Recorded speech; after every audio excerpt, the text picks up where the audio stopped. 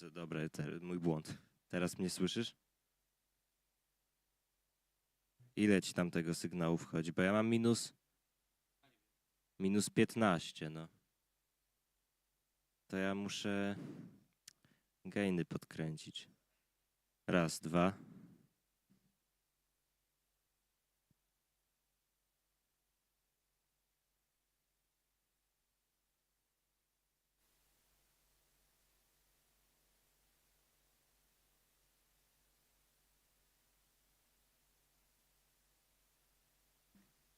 No gadam.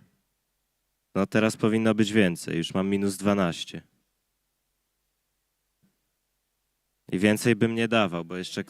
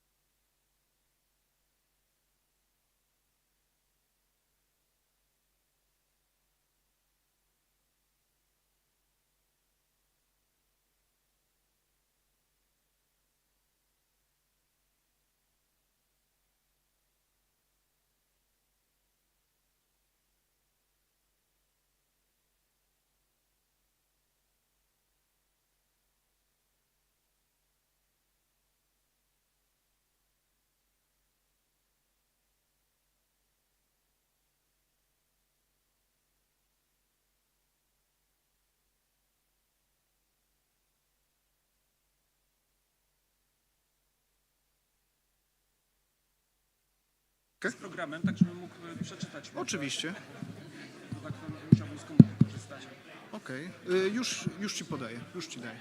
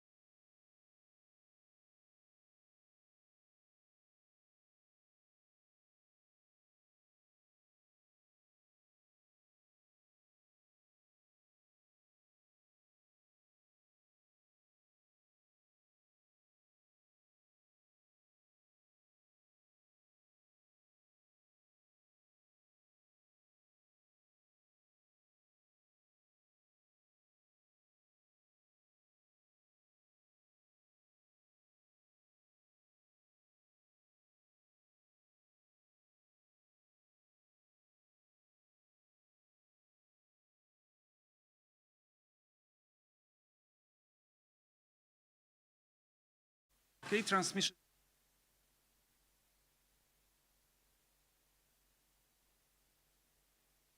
Okay. I would like to warmly welcome you on the second day of our conference. Yesterday we talked about AI, about using AI in the everyday activities of lawyers. We talked also about how bar of attorneys in various countries try to educate the lawyers about the use of technologies in their practices. And tomorrow we will continue this topic, and we start with a session which is entitled Modern Lawyer, What Does It Mean? And I think that it will be a fantastic session because we have fantastic guests. The first speaker is Barbara Obrachajowa. She will talk about modern lawyer skills to thrive in the age of AI. So it will be probably not only about AI, but generally about how to be a modern lawyer in the current times. And Barbara is working in Dentons, but also she's quite active on her own, and she's the author of the a blog or website called Attorney at Code that I highly recommend you to visit. Then Przemysław Barhan will talk about cybersecurity issues. What is the validity, what is the significance of being aware of cybersecurity threats for a modern lawyer. Then Sebastian Grzywacz and Beata Brynczak, representing legal DPT, or legal department, so one of the Legaltech tools dedicated for in-house lawyers mainly. We'll talk about tools and skills that are necessary for modern lawyers. And finally, Aku Sorainen, the founder of Sorainen Law Firm. Our guest from Estonia will talk about piloting legal tech solutions and choosing the perfect fit. So I hope that Aku will share with us some practical experiences, how to adopt technology in a law firm. And probably it is not a very easy task to be done, to convince lawyers to use technology. But anyway, I think that it will be a very interesting presentation. And after all these presentations, we are going to have a discussion. I will ask you a few questions, and I hope that there will be a vivid conversation between us, and also, of course, I hope there will be some questions from the audience, and you will answer them. Okay, so let's start with the first presentation. So, Barbara, the floor is yours. Yeah. Great. Thank you very much. Good morning, everybody. I'm very excited and honored to open the session today, and especially because we're going to be talking about my favorite topic. Because on top of my hat that I wear at Dentons as the head of project management and a, frankly, maybe too over-enthusiastic legal tech blogger, I also teach at a university a class that is called, very fittingly, Modern Lawyers, Innovation Tech and Design and Practice. And so talking about the skills and how we can empower especially law students and especially young people in our profession to thrive not only in 10 years, but maybe in 20, maybe in their entire career, is something that I'm incredibly passionate about. So I'm going to start by figuring out how to work with this device. I'm sorry, I'm not sure if it's plugged in. There we go. There we go. So today I'm going to be talking about both mindsets and skills that lawyers can foster in order to thrive and in order to be able to adapt to what is coming. Because as some of the people say, predicting something is very hard, but predicting the future is impossible. And because we don't really know what it's going to look like, right? Right now we're kind of just trying to grasp what's going to happen with generative AI, with cybersecurity, with all the other topics that we're going to be talking about here today. This is really an exercise in adaptability. But before I start talking about the mindset, I actually want to talk about chess. And so, coming back to the year 1996, back then, all of us were thinking that chess is something that is inherently humanly, like the highest achievement that humans can do in terms of intellectual ability. And so in 1996, it was the first time that Garry Kasparov has been matching with the IBM Deep Blue. Back then, Garry has won, but in his subsequent match in 1997, he has lost. And he was not very happy about it, but that's not the point here. The main thing is that back then, a lot of people were kind of succumbing to the same despair that we see nowadays with ChatGPT. That they are like, okay, we don't have to do this anymore. We have been replaced, like everything that we have in our capacity as lawyers, as humans, can be covered by computers. And I see a lot of that in this kind of mindset. But what they do kind of overlook is that the defeat of Garry Kasparov by Deep Blue has led to the invention of advanced chess. And that is that because Garry Kasparov is kind of a smart person, which means that he decided to, if you can't beat them, then join them. And then just a couple of years later, he arranged the first freestyle match where he would have his own supercomputer, which would be an AI tailored to winning chess games. And he would have an opponent who was also equipped by a supercomputer. And I think that there's so much that we can learn from that, especially because then once freestyle chess or advanced chess got into the public sphere and it got really, really prevalent, there was a big tournament in 2005 where all of the chess grandmasters that were there, like on the top of their performance, best knowledge, there you go, they were beaten by a team of two guys who were not even ranked chess players. And they were a team of two men and 3 computers. And the main thing that they were saying about their performance was that they did such a good job coaching the computers and having good processes around the way that they were playing and just leveraging this kind of human-computer interaction. And so they devised something that is sometimes referred to as the Kasparov law, and that is that a combination of weak human with strong processes and the machine will almost always prevail over a whole bunch of chess grandmasters who maybe are not as proficient when it comes to prompting the computer. So now, why is this so relevant to lawyers that I feel the need to alert you to this today? And that is because with the invention of advanced chess, the role of a chess player has really changed, hasn't it? Because it has moved from playing chess, which is, that you take a look at the board, kind of frown a little bit, then you make your move, and you kind of move on from that. And so just from playing chess, it is now about so much more, right? Because you're a computer coach, you're a prompt engineer, you are a project manager, because if you have another teammate and 3 computers, you kind of have to manage yourself around. You're a procurement specialist, because you have to decide what kind of tech are you going to be using in order to prompt the computer, right? And maybe you're even an entertainer, as we could see from Gary Kasparov's bountiful career.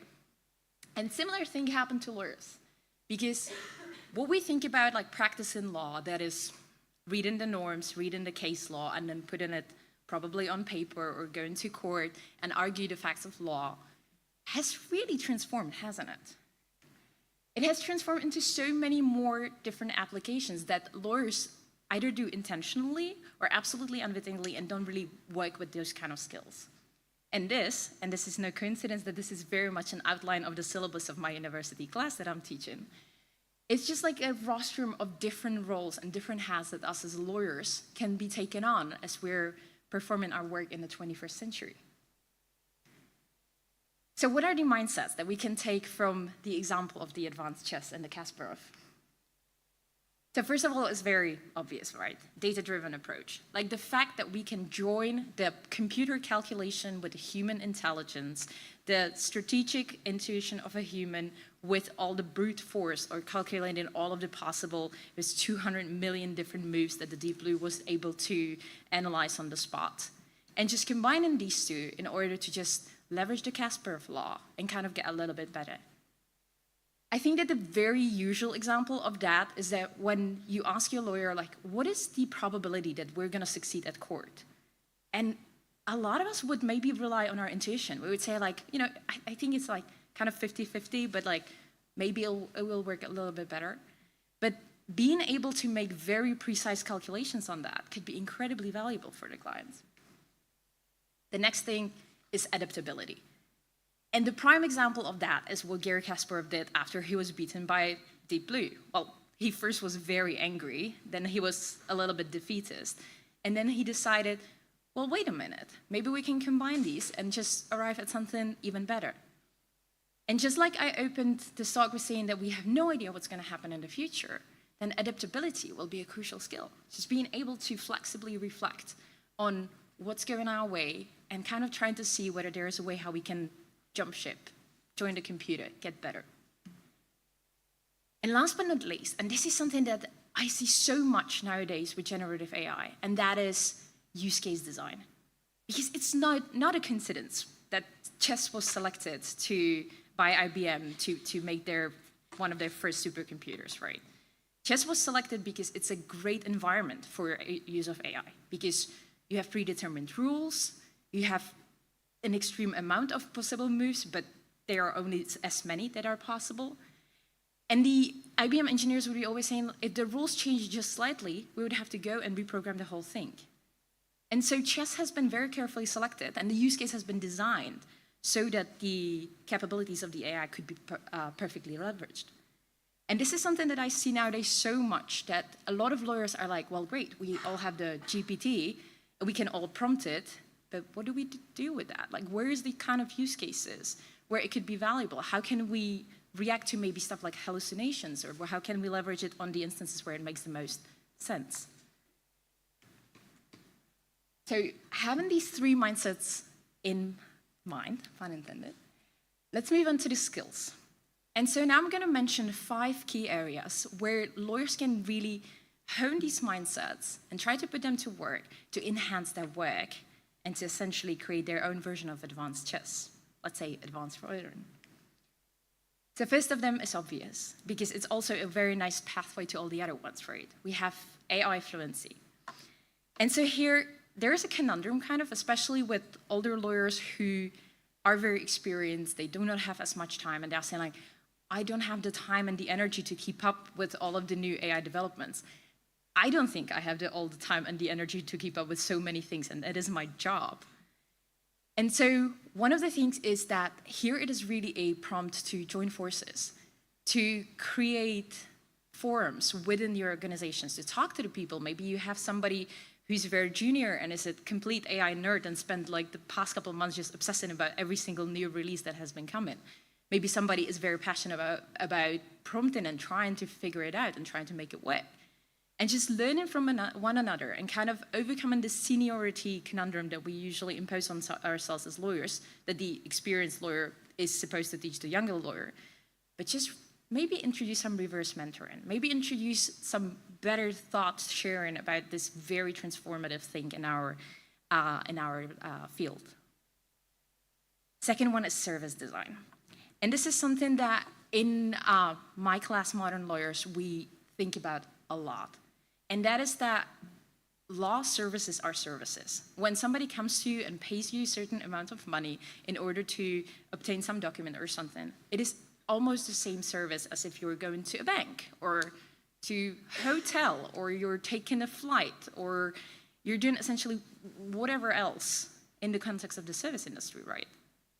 And so one of the things that lawyers can do is just start thinking about their clients as if they were hotel concierges, as if they were really obsessing about not only am I a good lawyer in terms of am I delivering the legal work as it should be, and is it legally correct, and am I like in compliance with everything?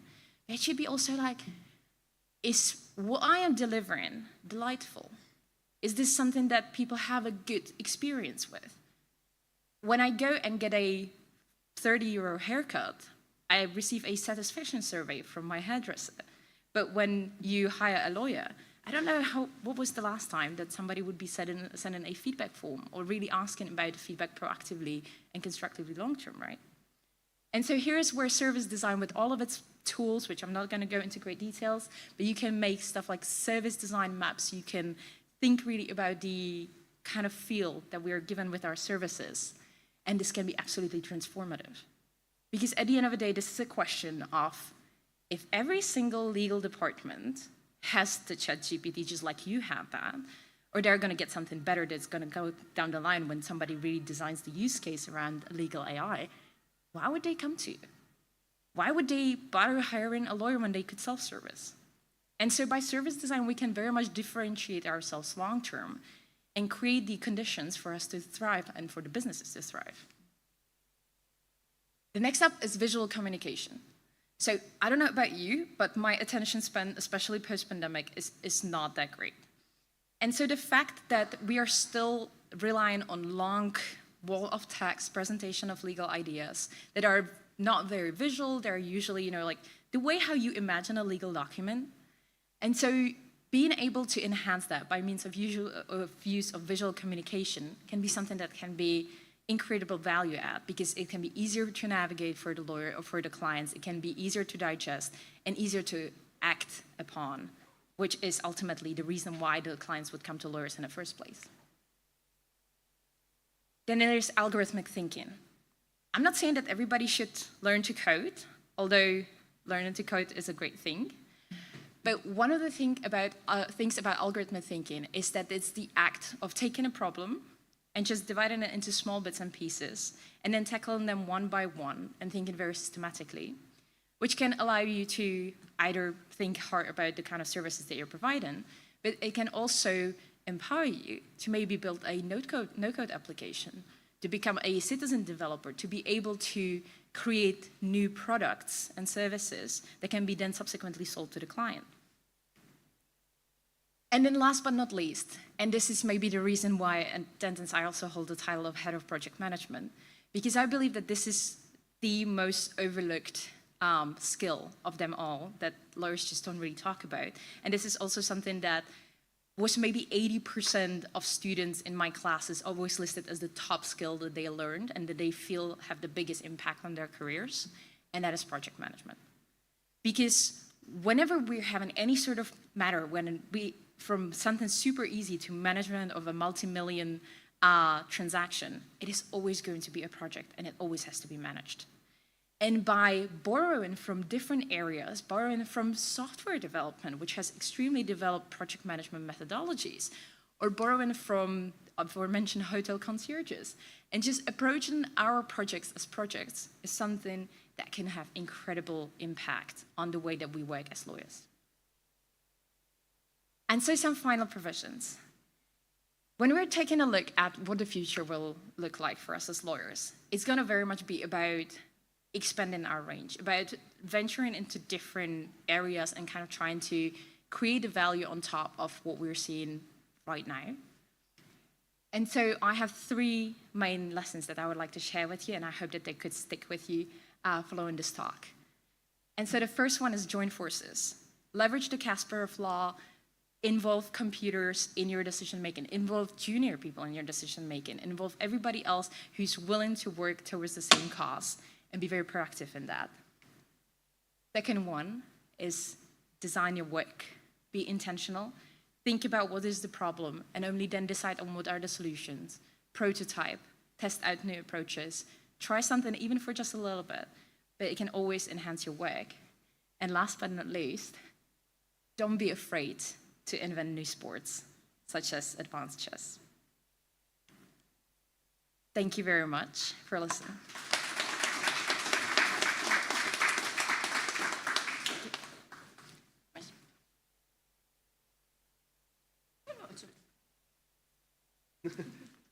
Thank you, Barbara. So now it's time for Przemysław Barhan, who will talk about cybersecurity issues.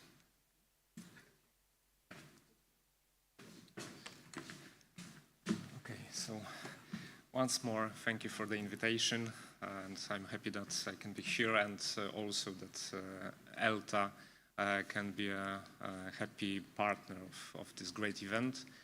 Well, talking about cybersecurity, as you can see, it's also in modern times, as in modern bar and modern lawyer, a very crucial issue to not only legal sector, but also for the whole economic sectors and companies also.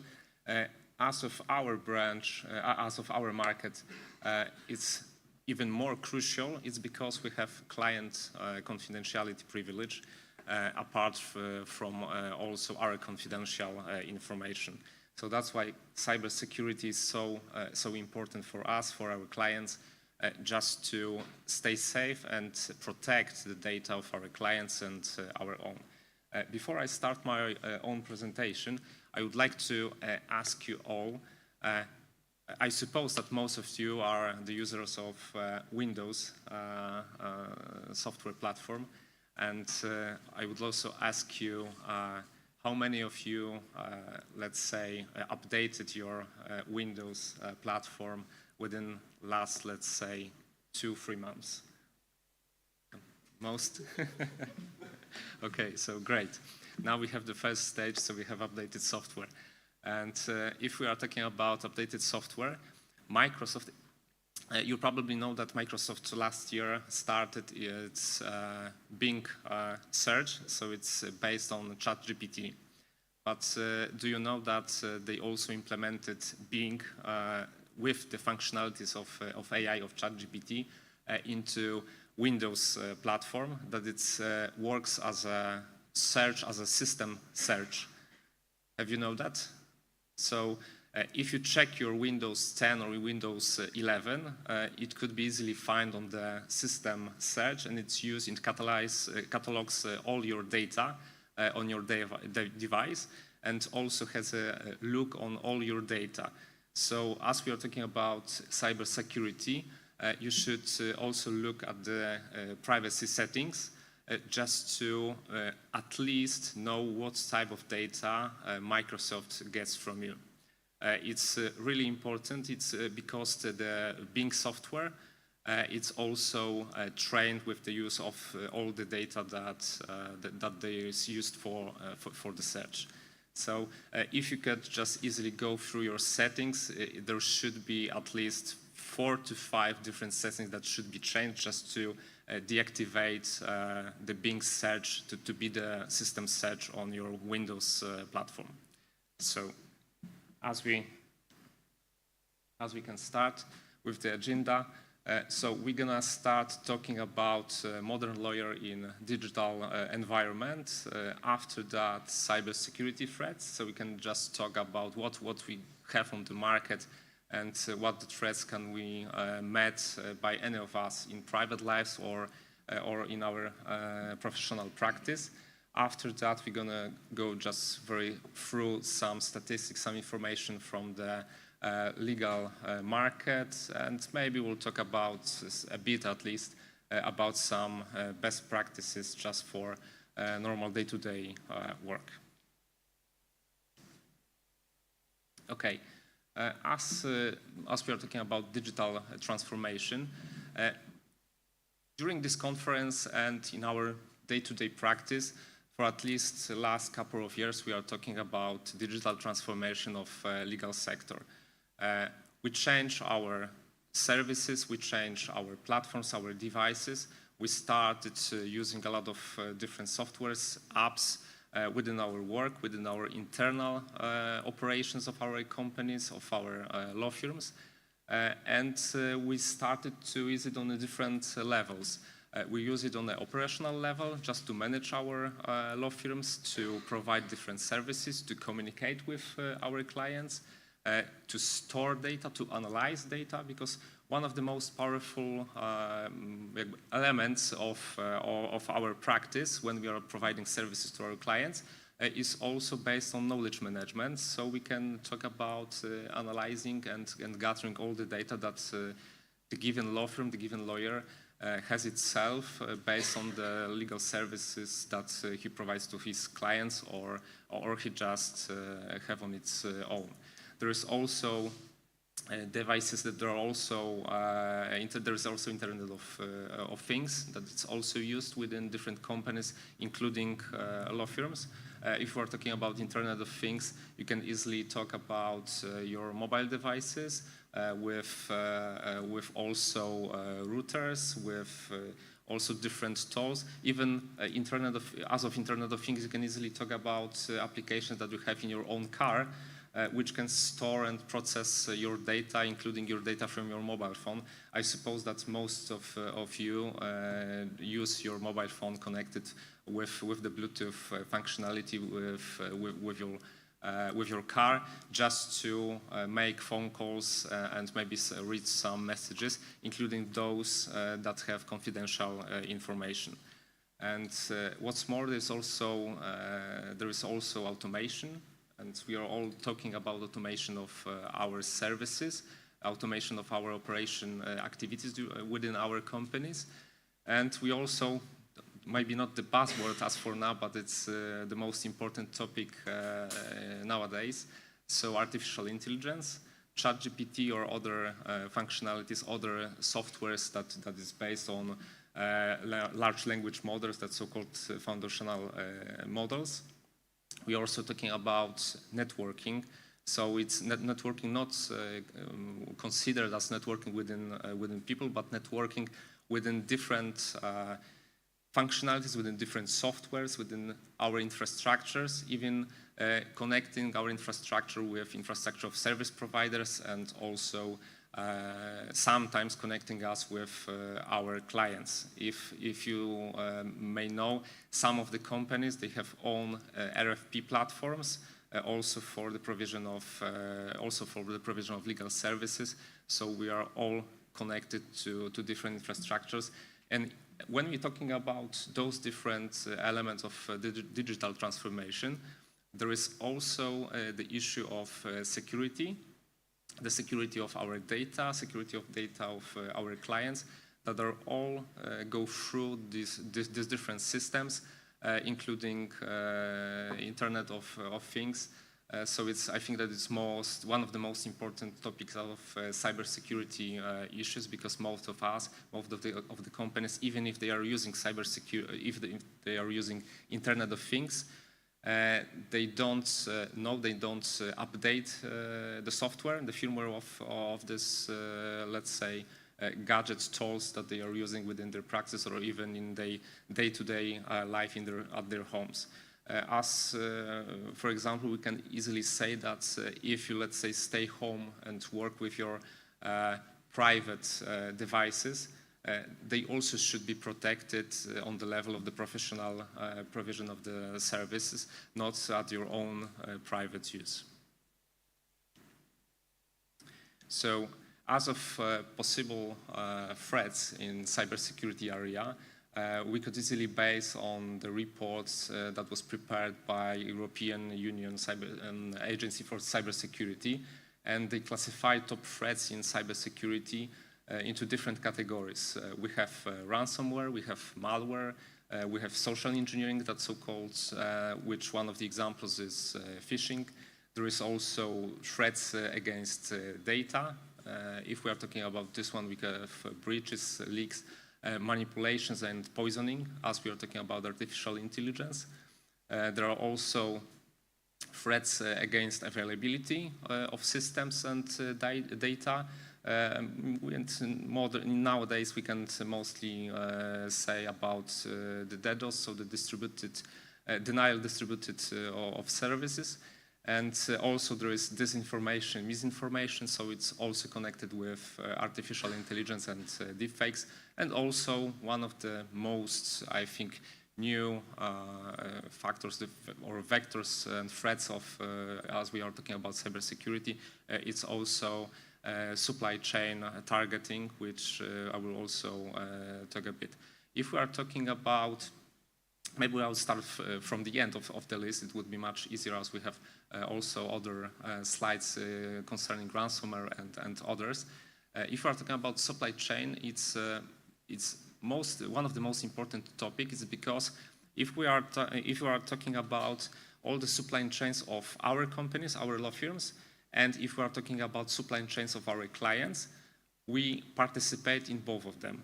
We have our service providers, so if they are targeted with potential attack, our data and data of our clients may be, let's say, connected with potential threats, the threats that comes from third-party attacks. And it's the same as we are talking about the security, the safety of our clients, because we are in the supply chain of the services. As of our clients, it's even easier for the potential third-party or cybersecurity criminals to attack smaller companies that have smaller budgets, smaller safety rules, or lesser safety rules, just to get to the data of the more safest companies, so the biggest companies and corporates, which might be our clients.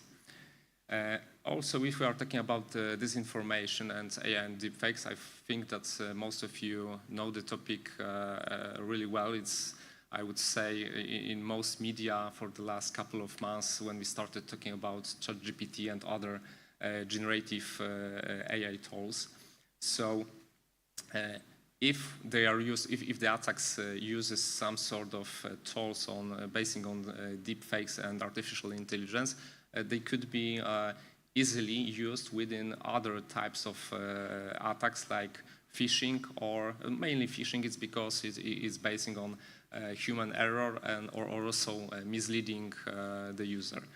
So as we are going also through the orders of threats against availability and distributed denial of service, one of the examples we had this week, I think, that one of the government's platform was again attacked by the DDoS attack. It's based on the denial of service and denial of service or denial of data, that all systems are just cut off and the user cannot use the services or gain access to data. So it's most important from the perspective of the law firm or other companies, that they could be easily cut off their data and systems for even a couple of weeks. As we are talking about also threat against data, we have breaches, we have leaks. Breaches are third-party breaches and relation of data, as there is a need for third-party participation within the leak of such data. As we are talking about leak is internal one, so it's based on human error or some vulnerability of the systems, and it may not. Normally it's not connected with the third-party attack. There is also manipulation and poisoning. It's related to training of AI models. It's, as you probably know, and there was yesterday there was a speech about also training of AI models. They need, if the model of artificial intelligence tools we want them to work properly, they should be fitted with all the data. If the data that law firm uses or anyone, or clients or anyone uses them with the data that was manipulated, or just the data and that so-called data pool was poisoned with some sort of malware or some other manipulated fraud data, then the outcome of such answer, the outcome of such data and outcome of the use of such artificial intelligence tools would be at the end manipulated, and it's even the worst and the biggest problem would be if we are talking about the use of cybersecurity tools within the use of with the dedication for cybersecurity use. When we are talking about, I would say, ransomware, we can go through this part. I will just go back afterwards. We can different types of ransomware attacks. Ransomware attack is based on malware software, so malicious software that can be uploaded or poisoned with into our infrastructure, into our devices and software. It has mainly a couple of different purposes. As we see the first one, type, the encryption or crypto type of the ransomware, the purpose of it is to just encrypt our data in order to get ransom for its decryption. So we can be just easily cut off from our data for even a couple of days or weeks, in particular or at all if we don't pay the ransom. It's really important to back up your data just in order to at least have access to your data within your normal operational day-to-day practice. We also have that so-called lockers. They are based on denial of service, but not basing on the attack on your network. It's based on denial of service, that so-called locking of your software, or of your system, devices, and probably even servers. So I don't know if you heard about that ransomware attacks that you have on your screen. Just the information that your system is locked, and if you want to get access to it, you need to pay a ransom. So they are that so-called the lockers. They are not connected with any encryption of your data normally, but they just stop the use of the system in order to get a ransom from you. There is also that so-called doxware or leakware. It's based as a threat to publish your confidential data. So you need to pay a ransom in order to, let's say, not have it published. But there is, well, I think that there is now reason to believe the attacker that he will not publish your data. That's why most of the public agencies around the world are advising not to pay any ransom, even if you are attacked. Then we also have that so-called ransom as a service. It's one of the new, let's say, types of the ransomware, because based on services provided to anyone that wants to attack you or anyone on the market. You just can pay a subscription. It starts from $40, sometimes per day, per week, or you can pay in different amounts, let's say the percentage of the ransom that are paid within some sort of time. But it's very easy in the dark web to start using such services, because there are a couple of different groups that they have some sort of their ransomware software. They have their own platforms, and I would say that it's something similar to low-code or even no-code platforms. You just pay with bitcoins or any other cryptocurrencies, and you get access to the platform and can easily just put the data of subjects that you want to the system to start, let's say, the attack, if we are talking about ransomware attack. Also, we have that so-called scareware. They are mainly connected with pop-ups.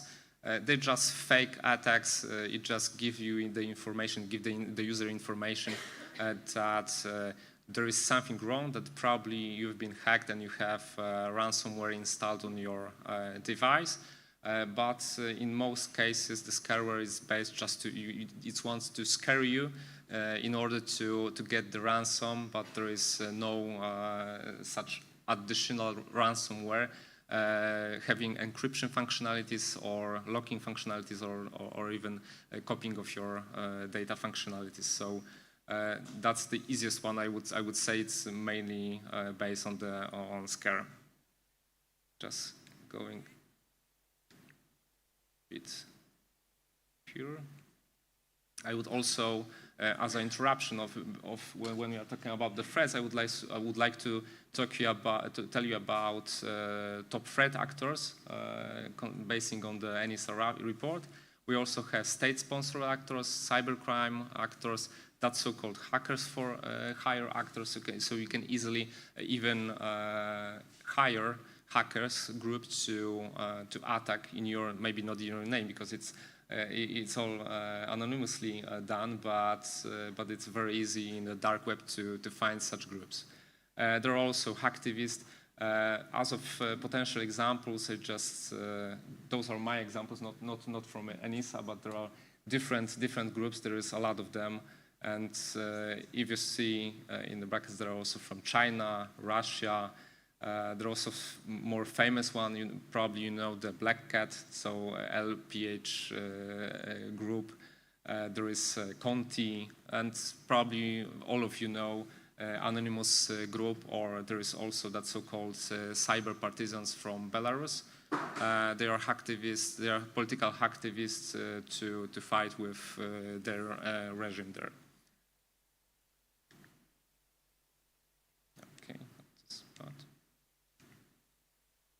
Okay, coming back again, sorry for the mix of the slides, but here we have also the next types of ransomware. There is on the level of 1.0, 2.0, that's so-called double extortion, and there is also 3.0 triple extortion. When we are talking about 1.0 extortion, it's classical one of the types that I've talked before. When we have double extortion, it's based on two different functionalities of the ransomware. So before the attacker encrypts your data, the attacker copies it in order to get the ransom 2 times. At first, you will pay to get the access, so the decryption key, and after you decrypt your data, he will ask again for another ransom not to publish your data. So that's the double extortion. We have also the triple extortion ransomware. This one is really maybe not scary, but more crucial, as we are talking about confidentiality, privileged confidentiality professionals and lawyers, is because it's based on contacting also at the last stage of the attack with the potential subjects of the data. So they will contact our clients in order to get the ransom from them, not to publish again data. So that would be one of the most problematic issues as we're talking about ransomware.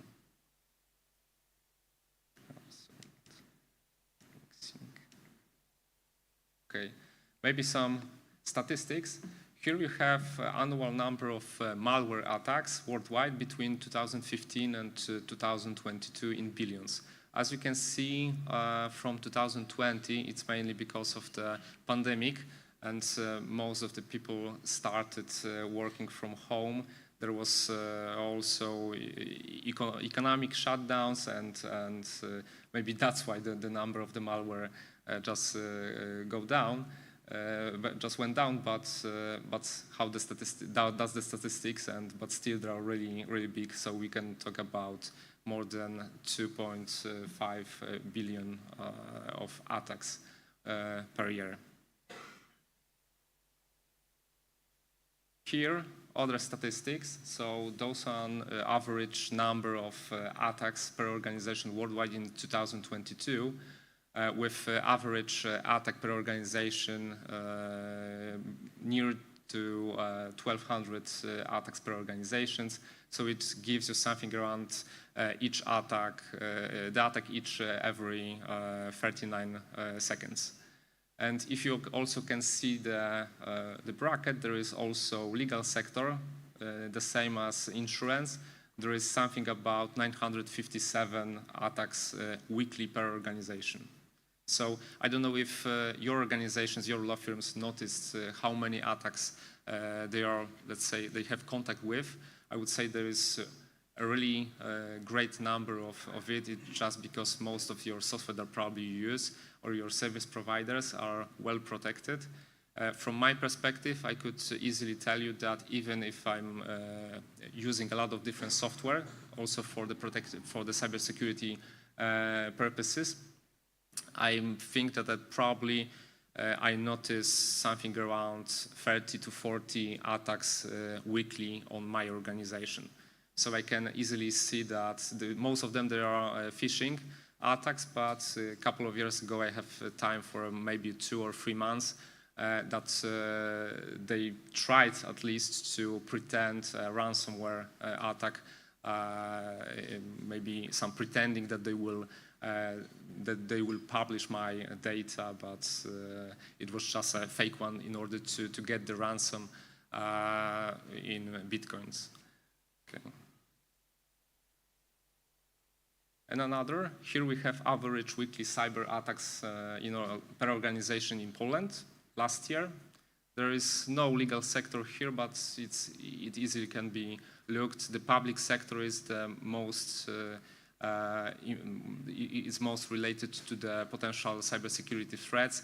It's also connected, as we can see in 2022, mostly with the war on Ukraine, and there are a lot of different attacks on the organizations from the cyber criminals connected also to this, let's say, dispute, I would say.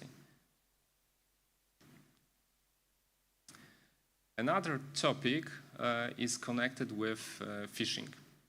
So as I said at the beginning, phishing is some sort of social engineering attack based on using of human errors and also using, let's say, our behavioral activity and aspects of our work. So you may find phishing attacks in your private life, and also there are phishing attacks on business sectors to get access to your financial information, to your confidential information by getting access data to your accounts.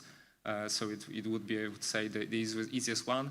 And from this perspective, the phishing is the most common vector to start any other attacks, including ransomware or malware, is because it's the easiest one to send you, let's say, a spoof email pretending that it's sent by your client, advising you to, or asking you to check his PDF file with another information to use within your providing you of services. And it's just all. You click it, and it's just poison your system with malware or ransomware, and you have a problem, I would say. So it's from this perspective, it's the easiest one to get on from their perspective to attack anyone. We also have different types of phishing. There is normally the classical one, as I've told you, it's most done by emails. There is also spear phishing. When we are talking about targeting the given company, the given person, there is also whaling. So it's mostly connected with attacking that so-called big fishes within the organizations. So when you attack, let's say, partners, when you attack your CTO within your organization, so those people who could possibly have the biggest administrative, the root accesses to your systems. But still, as we are talking about the, let's say, professional services markets, the tendency is not to use the whaling, but to attack your basic level staff, is because it's much easier. In most of the organizations, there is not good, let's say, access policy to your internal system and data. So it's much easier to get access through the account of your, let's say, young lawyer or even paralegal in order to get access to other systems. And so it's just step by step penetrating your system inside. There is also, as we are talking about another types, there is also phishing, which uses voice messages, and also smishing. It uses short messages, SMS, text messages, and also social media and also messaging apps. So as we are talking about maybe some more stats, you can see it on the presentation. There was 46% of all emails sent in 2021 were phishing emails. So it's, when we are talking about the numbers, it's more than 3.4 billion emails daily, on a daily basis. So that amounts are really impressive. If we're talking about the most dangerous places to be attacked with phishing practices, I would say it's LinkedIn and it's on Facebook. Just check all your, let's say, invitations on LinkedIn, because some of them might be just bots in order to recommend something, in order to get advice, in order to, let's say, send you a link with invitation on a business meeting. When you click it, you might be infected with the potential software. And if we are talking about messaging apps, WhatsApp is the main vector for phishing attacks. It's something around 90% of all of the attacks. Okay, if we are talking about AI, so we've talked it about maybe a bit at the beginning, so just keep it. And we are going to the law firms. As of statistics, 75% of all 100 biggest UK-based law firms, well, they experienced an attack. Maybe not successful one, but basing on the statistics, 70% of them had contact with a potential attack if we are talking about ransomware, phishing attacks, and so on. Here we have also some different examples. They are mainly from United States. It's because the policy on their market, on the insurance market and their bar, and also from the governmental side, it requires to publicly inform, sometimes publicly inform the clients, so that we know a bit more than we know it about potential or even attacks in Poland or in other countries in Europe. You can easily see that in 2020, there is a law firm, Bricker and Eckler, that the attack affected more than 430,000 people, and they paid almost $2 million in settlements with the people with the subject of the data that was leaked. Also, we can see this one was a bit famous. There's a Gribman in 2020. The leaked data was related to contractual services for Lady Gaga and other celebrities. So those data were also used. As of the most, I would say, information from your perspective, we can easily look at the last 3 points. Those are the new ones, so they are from this year, January 2023. There is Genova Burns, maybe you heard about it.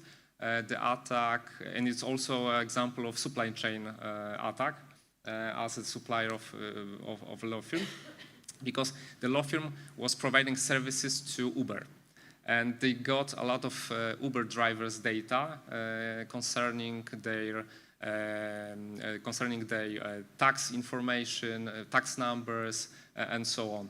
And those data were leaked, and Uber informed on the market. Also, this law firm informed, and that's the information we know as for now, because they haven't published anything more. Also, at the beginning of this year, there was a big attack using malware. That you have the Goat Loader and Sock Ghoulish. It was targeted. The 6 law firms were targeted with it, but we don't know what their names are. Also, this one would be a great example. One of the biggest Australian law firms was targeted with a ransom attack in May this year. And the leaked data was, the stolen data was of 4 terabytes of data, of internal data and data of their clients. And if we are asking what was the vector, what was the reason for, or maybe not the reason, how the attack and how it happened that this data was stolen. So there was 2 main reasons. The attackers attacked 2 different points of network. They found backdoor to their VPN tunnel. So this one, the first place, and the other was unupdated software, firmware, I would say, software of the firewall. So I don't know if the firewall only a software one, or it was also with hardware, but they haven't patched it, and that was the door for the potential attack and store of the data. If we are talking about maybe some more stats in Poland, here we have some information from Legaltech report from back, and as you can see, 33% of all lawyers have experienced a cyber attack. So, and most of it was phishing and malware. Just I will skip. Here we have maybe some basic information what organizations up till now started providing their members with different guidelines. So the basic line, there is International Bar Association, ABA, also the Law Society from UK. Here in Poland we have 2. Warsaw Bar Association, our hosts also have some standard for information for processing of cloud computing. Also the Bar of Advocates also have its own good practices. And here, as a short, I can just show you the main recommendations, just to update all your software, even its firmware. It's very important to have it. The main example would be the Australian firm. Encrypt all your data and communication, encrypt all your devices and start using mobile devices management software. And backup. Backup is one of the most important for you. It's because even if your data in ransomware attack will be encrypted, you still have access to your data. And if the attack went well for the attacker, you have still encrypted by your own data. So they will be twice encrypted, but still the ransom attacker will also not have access to it. So use strong passwords, use 2FA and MFA tools, use united second factor security keys. From this perspective, is also very useful. Use dedicated software. Do not click any links and download any data from unknown sources. And just for us, we are talking about law firms. Think about buying insurance. The cyber insurance, it's very popular in America. Just maybe some examples of passwords. Those are the main one. It's very easy to crack the passwords if your password is very short or without any specific, let's say, information, numbers, symbols. So you can easily find it in internet. So I would say I would stay safe and secure. So I'm probably I was talking about a lot more than it was supposed to. Okay, sir. Thank you. I don't know how it's how you feel, but I think it's I feel cold. I think you use the words fret, don't at least 100 times. So it's a contrast to what Barbara was saying, because he was encouraging, she was just very positive, while you present a completely opposite view. But this is the life of lawyers. Well, we must simply, we are confronted with different scenario and different cases. Now it's time for probably another perspective, another view on modern lawyering, modern in-house lawyer tools and skills. Sebastian and Beata. Thank you. We need probably 2 microphones. King? Yeah. Great. That was a little bit scary. Are you scared enough right now, or should we scare you more about technology? Okay. Good to see you. Good morning. My name is Sebastian Grzywacz. I'm attorney at law, and I'm here with my business partner. And my name is Beata Bręczak, and I'm attorney at law as well. And today we are going to talk about modern in-house lawyers and the tools and skills that they need. Yeah, for sure we are in-house lawyers. I'm a head of legal department in quite a big international company. We work together as in-house lawyer there. And this is not only one business activity we do. The second one is? Yeah, the second and also very important and exciting for us is the technology company that we run, and we offer the legal management system that helps in-house lawyers in their everyday life. But is it enough to call ourselves modern in-house lawyers? Well, I'm not sure. I'm wearing quite typical gray, boring suit. I'm not modern enough. Beata is more modern today. But the title, it's really tricky, because we're gonna try to prove that we are modern enough. So let's just check it during the nearest 20 minutes. What's the plan? So of course, we're not gonna talk about wearing the suits and not looking like rock stars, but about the tools. And this is the first point. And then the skills. Right. The problem. Well, the main problem we have working in the legal department is overwhelming amount of documents and time pressure. Then we had an idea, digital transformation of legal department. The idea was 8 years ago, in fact.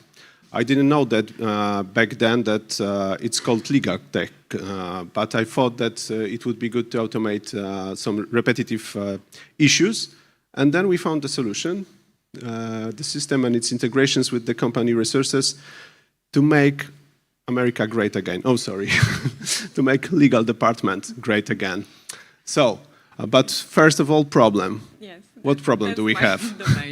The problems. So the problems that we as in-house lawyer have are very repetitive, and we also share these problems with our colleagues from other companies and also from other countries.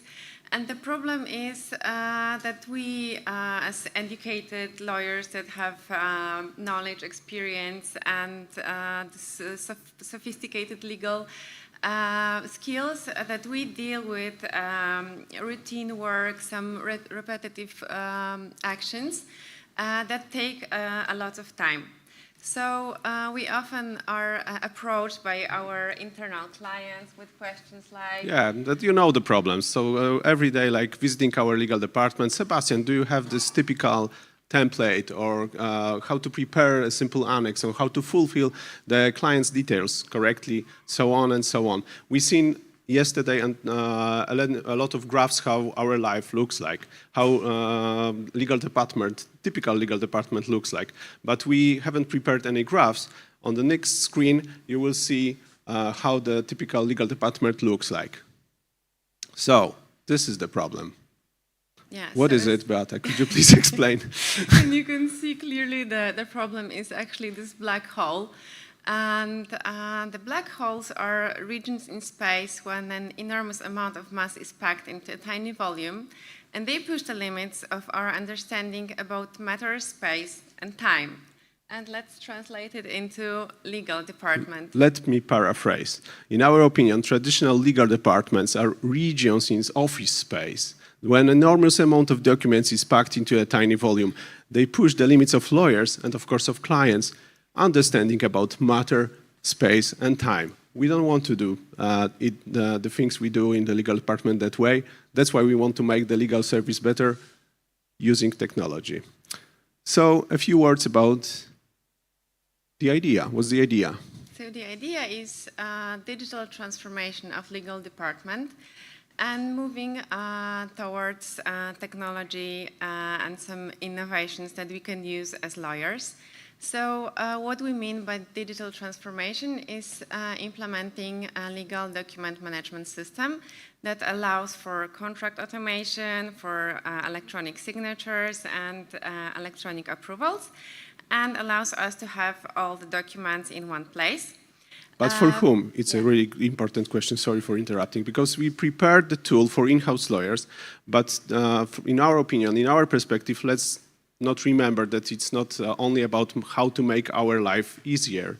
We want to prepare the tool that will help in rendering legal services to our end users. In our situation, end users in our company. So for companies, or for external law firms, of course, but especially for end users, those who every day attack us with those typical questions about this simple annex or simple template. We want to do it automatically with the system. Why? Why? Yeah, the question is very important because we want to make the legal operations better, which means that we want to organize company documents, reduce their number, and introduce electronic workflow and just save time for legal services that really require legal knowledge. So that's why we invite you to enter the digital dimension of contracts with us. And what is it all about? So we prepared in our system many different functions, features. So first of all, it's an electronic repository. So the one and only place you can find all of the knowledge base of the company, all of those documents and templates prepared previously by lawyers, because lawyers have a very important role in the system.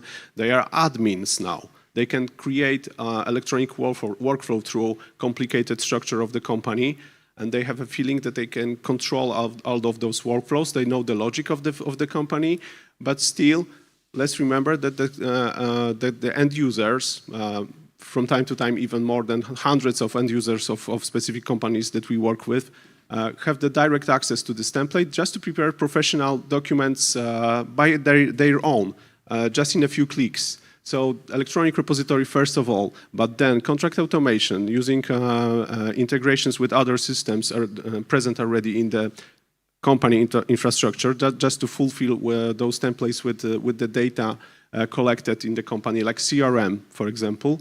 And still, all those lawyers and legal departments using the system control updated data of the company and check the teamwork and approvals, electronic approvals, no longer printing the documents and going to collect the stamps through the company.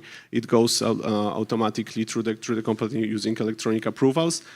Of course, secure storage, and we work with corporations, so it could be even more complicated because we could discuss the issues that we have a group of companies with complicated structures, many different employees who has to approve the workflow of the specific draft of document from one company to another, but working in the same group of companies. Secure backup, and it's of course prepared multilingual, so it works not only in Poland but also in regions of Europe. And more features because this system is universal. We can implement it from one day to another, basing on our experience from many different departments that we cooperate with. But it always appears that some of our clients order additional customization that we are ready for. Yes, and last but not least, the electronic signature, which is a part of the system. and allows for the document to end its life cycle, being signed and stored in the system. So it allows the parties of the agreement to fasten concluding the contract, and it's a very useful tool for, according at least to Polish law, probably 95% of contracts. Yeah, that's... No, that's No. not qualified signature. We use integrations also with electronic qualified signatures providers, but we have our own electronic signature, which is implemented into the system. Also, we cooperate with advanced electronic signature like DocuSign, so it's just a matter of integration.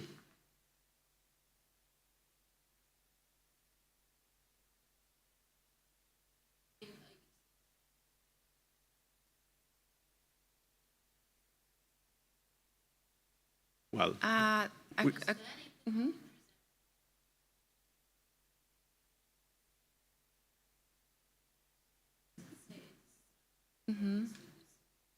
well, I don't agree with you. Sorry. Qualified signature is equal to written form, but you can conclude the agreements validity, even by phone now. Yeah, you can say I can look. be more sorry. Yeah, sure. Sure. Yeah, exactly. That's how it works. Okay, but maybe we'll go back Yeah, to we'll go through we'll go through the presentation, and we'll be ready to answer your question. Yeah, we'll be more than happy to answer soon. Okay. So how it works regarding those end users in the company? They simply we care about UX design. We want to make it simple for them. So as we said, these are end users, not necessarily being the lawyer to create the document. So they just log into the system, you choose your template, and then in the next step you download the data and generate the contract and ask for electronic approvals across the company you work with. Why? Because you want to make a deal fast. So you make a deal fast in that way because that's the idea, to help the business directly on not being treated as a lawyer who blocks the business. We want to help them to make it fast. So if we discuss it with the sales department, they always interested to make the business fast. They always interested not to complicate simple facts, simple matters, just to go on and to sell. So here are just a few examples where it works. Yeah. So just three examples of implementations with the biggest companies. So first one is Antalis, is an international corporation paper distributor. And there are almost 300 internal users and 10 departments, and they use the system for contract automation and electronic approvals. The system works there for over 5 years, and as we counted, they have 1,500 documents every year. So this amount of documents are the documents prepared in the system that we, as in-house lawyer, do not have to prepare for our internal clients. So it's really time savings. Fun fact, it's a paper distributor. And even though they decided to have electronic workflow of documents, so they want to use paper wisely, not to print the document, the whole, I don't know, the tons of documents, and to reduce the paper consumption. It was not the reason maybe, but still they want to use electronic workflow of documents and use the paper wisely. We will show you how to wisely use the paper at the end of the presentation. Don't forget about it, please. So, so the second example was really exciting for us. We worked with Budimex. It's the biggest construction company in Poland. So we implemented the way to prepare the notary deed, drafts of notary deed forms. Usually they did it with the sales department manually, copying data from CRM into the template prepared previously in Word. We integrated our solution with their CRM, so they just click and prepare those drafts in just a matter of seconds to, for example, they put there all those data regarding the apartments, where it's located, how many square meters it has. So they identify the contracting parties and individual contract provisions, including the type of buyers, payment schedules, and so on, so on. Yeah, so before the role of the lawyers was to provide this internal clients with these templates and then check whether they were properly prepared, and now it is automated and the system does it helping lawyers. So the last example is a group of multi-food companies, and it's a very complex structure.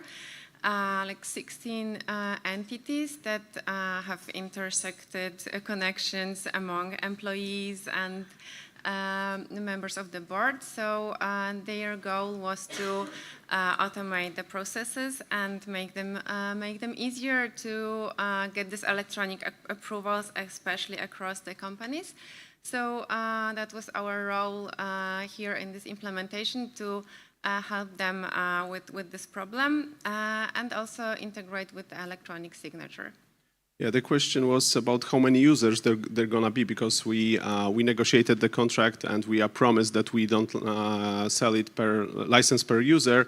So we just one day integrated with their Active Directory, and were surprised because there was already over 1,500 end users across 16 companies.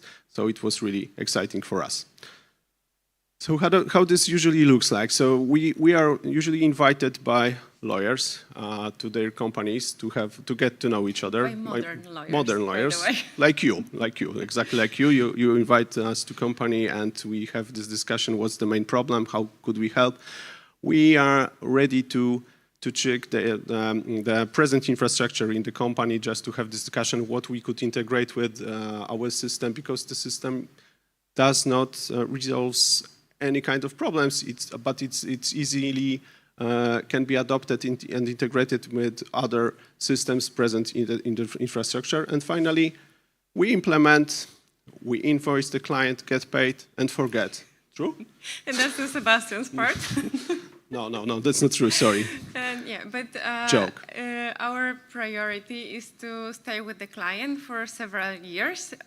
We assign contract for several years, and we maintain the system. We train our clients. We help them to go through different functionalities, and our role is also to show them the roadmap, what is going to change, what are the innovation, if they want to use it, if it's going to be an advantage for them.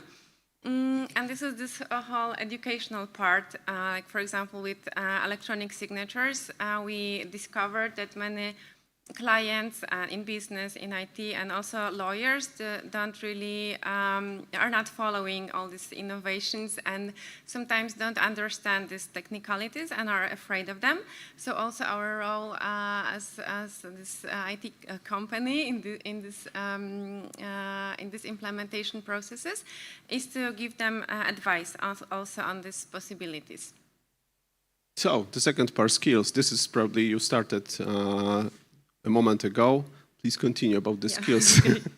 So yeah, I was very happy to listen to Barbara, because she's a super professional in this field, and these are actually just our thoughts that came while preparing this presentation. But I discovered during Barbara's speech that there are some intersecting points. So I would like to emphasize that these skills that, from my perspective, are important for modern lawyers are the soft skills, because these skills are something that, at least at my university when I was a student, were not taught. I'm not sure what it's like today. I'm happy to hear from Barbara that there are universities where modern lawyers are being educated already during their studies. But speaking from my experience, is what I learned is nowadays important to combine these traditional ways of rendering legal services as well with the modern ways. So we are this kind of example of doing this business exactly in this way, because we offer the system for legal activities that can be automated, that can be done with use of technology. And we also offer these traditional services in these subjects where the system cannot replace us. But altogether allows us to make it in a very efficient and smart way. So we, as modern lawyers, it's important to also learn how to communicate with business and IT, how to discover possibilities that are given by data in the company that can actually be helpful in rendering legal services. And you should make The first point, sorry for interrupting, 8 years of cooperation with IT engineers was tough. So we have different language, and it's not easy to communicate, but you can succeed in this if you feel it. Very interesting conversation with Aidas yesterday, who is engineer as well, and he is probably in minority, not being a lawyer here, but he has this ability to communicate with lawyers, so it works that both ways. So this was a really important point. Yes, it's very important. I mean, this communication is very important because sometimes we are not even aware that there are so many different points from the IT point of view or from the legal point of view. And it is important to understand each other in order to succeed. And we should, it was actually on the previous slide, but I think it's really important that we should be open to innovations, adapt to changes, and also be very proactive in searching the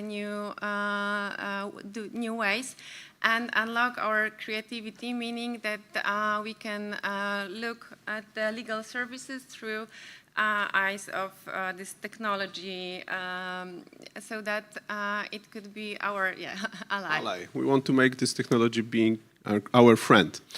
So, still, we would like to keep professionalism, and this is what we're trying to do. But in our opinion, it's really important to keep, to be professional using technology, and according to our cooperation with IT, we can do it without unnecessary formalism. So those flip-flops were just borrowed from IT department. That's the way they told us we should more change our look. So direct benefits. Why we do it? Okay, so we feel that these benefits, and we benefit also as in-house lawyers. From the use of technology is, first of all, time and money savings, having everything in order, and being professional, because we have to remember that nowadays taking innovations on board is a sign of being a professional lawyer. That's right. This is how it works. That they are expecting from us to be modern. I don't know if we are modern good enough, but we're doing our best. But what is really important for us is to be in touch with you. So we are easily findable on LinkedIn. Please contact us, and let's have more that kind of conversation to build modern lawyers together. So let's stay in touch. And last not least, about this paper, we have business cards, because using a paper could be done wisely, as I said before. So we have chips in these cards. You can pay with them in shops. So you are invited to collect our business cards. Not honestly saying it has near-field communication, so it's just a quite interesting example of using paper on business cards. You can just attach this business card to your phone, and it will direct you to our website. So thank you very much for this meeting and for attention. Contact us, and let's be in touch. Thank you very much.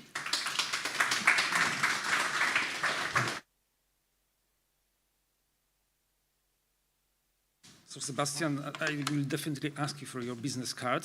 Is it uploaded with some amount of money? Sure. Okay. Let's try. All right. It's prepaid. Okay, Here we go. thank you. Prepaid business card. Well, that's something new. Okay, so before we start with a discussion, that will be a cream of the cream, we have the last presentation of Aku Sorainen. So I think the topic will be somehow similar to the topic that was covered by Sebastian Ebeata, because they were talking about the in-house lawyers, well, turned into, well, legal tech entrepreneurs. And he will talk about similar experience, but from the perspective of founder of a law firm. Okay, Aku, floor is yours.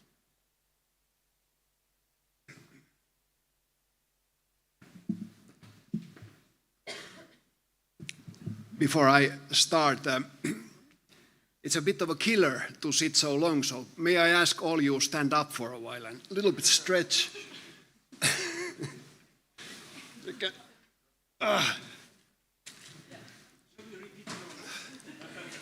yeah, you can go ahead and little stretch. It's get the brain working again. Thank you. So, what I would like to discuss here is my personal experience in growing a firm from one lawyer. Now we are 400 people almost. What does it mean, the challenges of dealing with data and technology?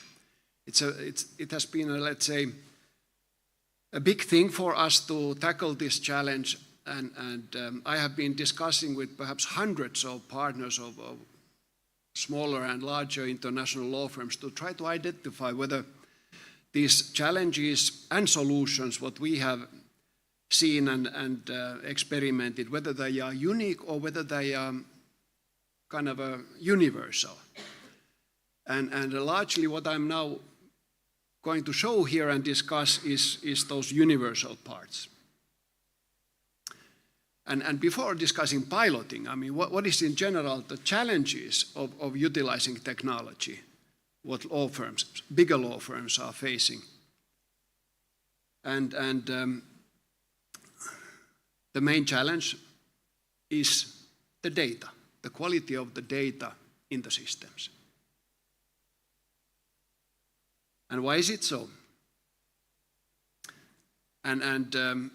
It all starts basically from these KPIs, how we measure performance in typical law firm. And it still tends to be very much related to billable hour. And that focus in its own right is not encouraging and incentivizing efficiency when we talk about hours. And these hours, when we talk about with the typical partner in a law firm, they typically bill a lot of hours themselves. And they tend to be too busy to think about technology and to think about how to learn the existing technology in the law firms. And many of us use only a fraction of the Microsoft Word or SharePoint or Outlook or Teams already today. So not to even mention about more sophisticated technology. And the other element is that technology, there has been so many new legal tech tools over the past years that it's very difficult to understand them. They are not like cars. If we take, for example, Skoda, or we take Volvo, or we take Polski Fiat, we know what to expect. We know the design, we know the performance. Take any of the legal tech tools. They are so new. The cars have been around for 100 years. These new tools, you don't really know, is it a sedan or a cabriolet? You don't know, is it a front-wheel drive or four-wheel drive? You don't know, does it even have 4 wheels or it's just 3 wheels? So you think you are buying a car and it's a moped. And we don't really have time to figure this out. So that's the challenge number one. The other one is the working processes. And we lawyers tend to be pretty poor at documenting the work processes in our firms. And even if we are documenting them, we tend to be very poor on following our own processes. And if you talk to a typical partner, they say that, I mean, processes are really great. I mean, as long as I can keep my autonomy, because every client case is such a unique, it requires tailor-made services. And processes, they only restricted my freedom to work efficiently. And finally, well, regarding these processes, for example, debriefing. How many of you do debriefing with your team after you finish a case systematically? I don't see any hands. And I'm sure that if we discuss with you, all of you agree that debriefing is a good thing. I was invited to a military exercises in Estonia 7 years ago. And what impressed me very much that after the exercise was done, there was a debriefing. All the soldiers, officers were collected together. There was a map drawn on the ground and a debriefing. What did we do right? What went wrong? What can we do better next time?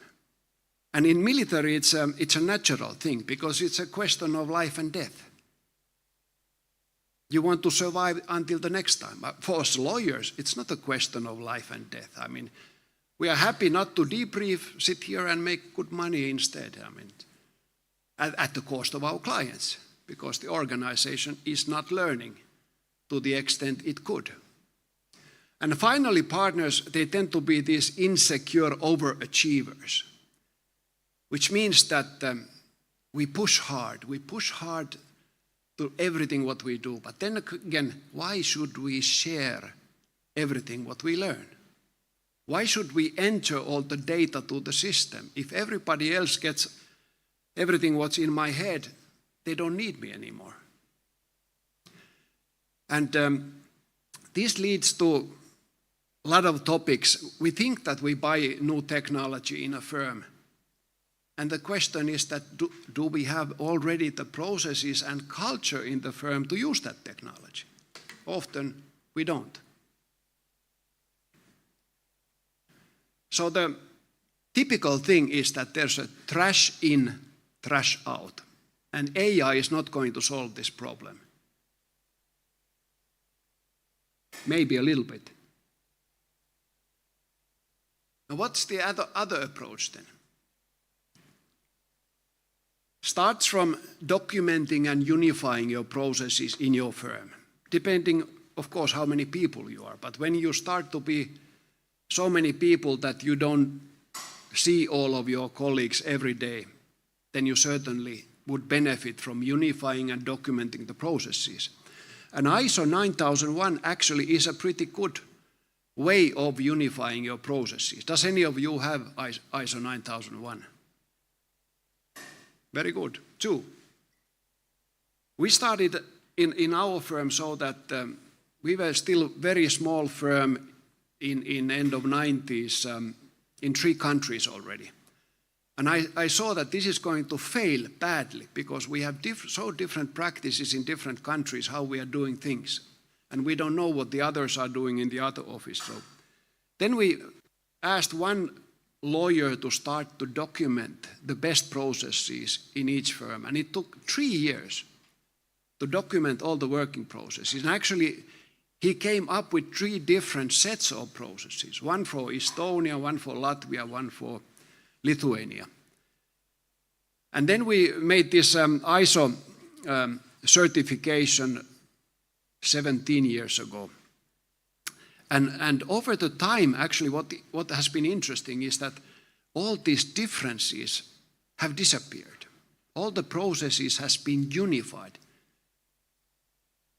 Because at the end of the day, it's best practice. This is not rocket science, what we are doing at law firms. These pretty basic, simple things.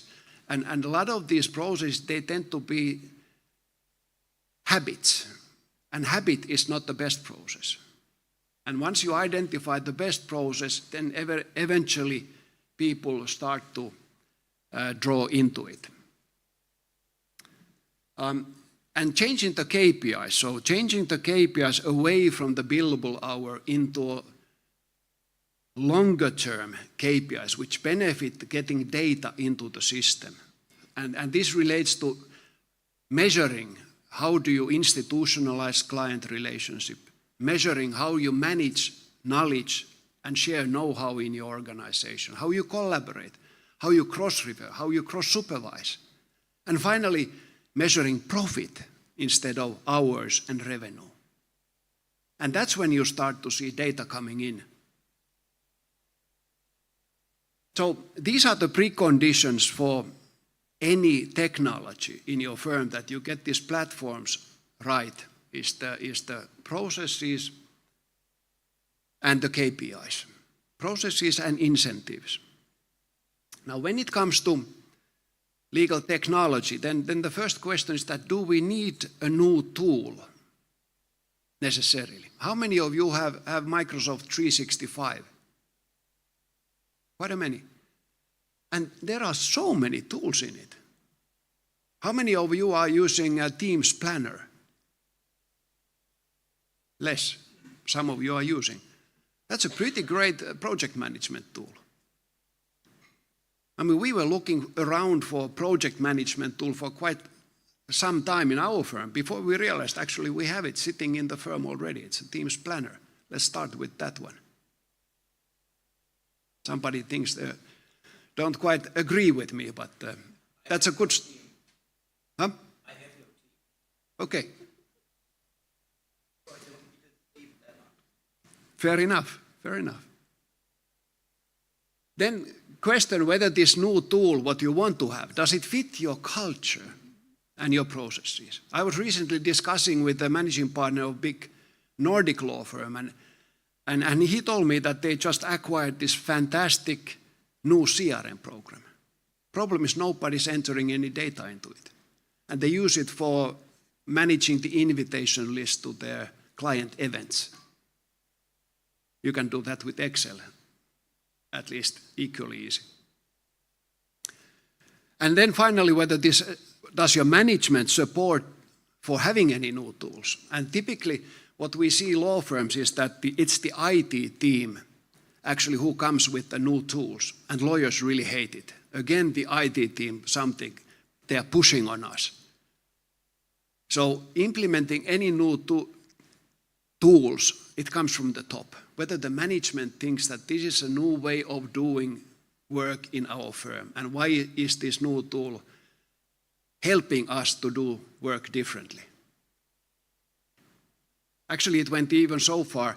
I talked with one Magic Circle partner some time ago, and he said that they are so annoyed with the IT team of constantly coming up with these new initiatives and tools that the partners decided to start a new IT hub so that they would just actually focus on those tools that the clients really want instead of what the back office and what the IT team is proposing. So I guess I have nothing against these client-facing tools, but I find it pretty peculiar that there's some sort of controversy. But it just shows that there's a lack of management support for what the IT team is doing. Now, what about piloting? And this, I think, my previous presenters pretty much covered the same ideas in piloting, that how to make it successful. Is that first you find, and this mistake I have done in our firm, that I have tried to make changes in the whole firm at once. And typically they fail. But if you identify the people who are interested on this change, and you allocate all the resources they need, all the IT knowledge management support to them free of charge, so that they can become successful, and then you start to get these success cases, and then you start to promote these cases to those who are pessimists or to those who are in their comfort zone, who don't want to change because they just don't want to change. Then it is more likely. And at the end of the day, to make it expensive people not to change. So if you are in a partnership with, let's say a true partnership where you are sharing all the cost among the partners, then all IT knowledge management cost is a general cost. And you just allocate all those resources to those people who want the service, and those people who don't want the service, they just pay the cost as part of general cost. So that's a pretty good incentive for eventually getting them board as well. Now, a few examples what we have been doing at Sorainen recently, where the focus is, and document automation, which we already heard here, is actually, it's a big game changer, I think so. And why it's not so typical yet? I mean, it is growing for law firms as well, but why it is not so typical? It's been around for 15, 20 years already. It's not a new thing, but it's tough. It's difficult. It's difficult to find the time to actually get your lawyers, best lawyers, in one place and automate complicated documents. It takes a lot of time. But often creating this kind of master template, that's a very, very good step towards utilizing more sophisticated IT tools when you have everything in one place in a master template.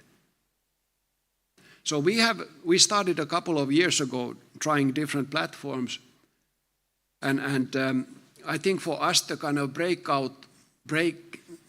breaking moment was 2 years ago when our M&A team started to be very successful on document automation. And then all the other practice groups got interested that what are they doing? We would like to do something similar.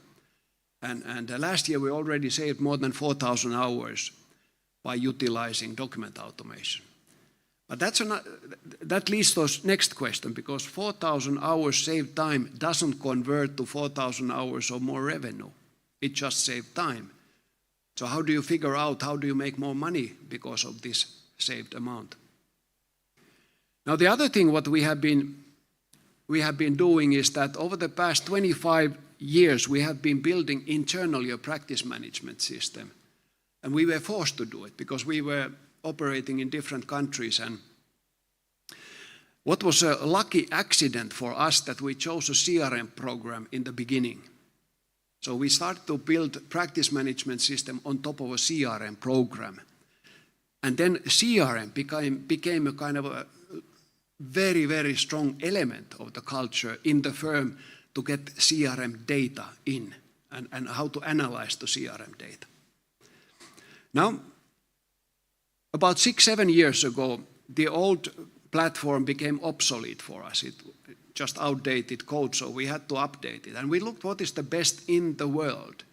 Let's buy it and we don't need to do it again ourselves. And we looked at most expensive, best things, what the biggest law firms in the world are using. And we saw that they are not so good as our system because they have not been built on CRM. They have been built on financials.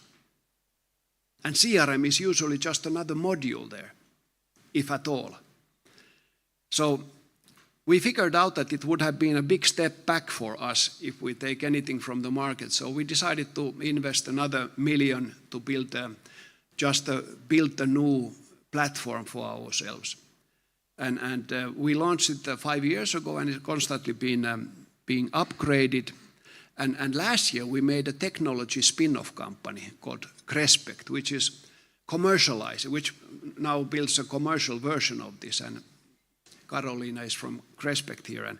And this is what actually we are pretty proud of. And this relates to now what I mentioned about processes. Because what we have done also in Crespect is what we believe is a universal best practice of managing a law firm. Now we are testing in Finland, we have a law firm, Germany, Poland, Czech, Hungary, Serbia, and Ukraine. And now this is the moment for us to see whether our understanding of best process is actually a best process, or do we need to configure it. So,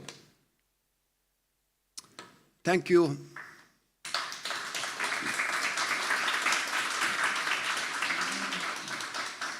Thank you for not sleeping after this tough sitting.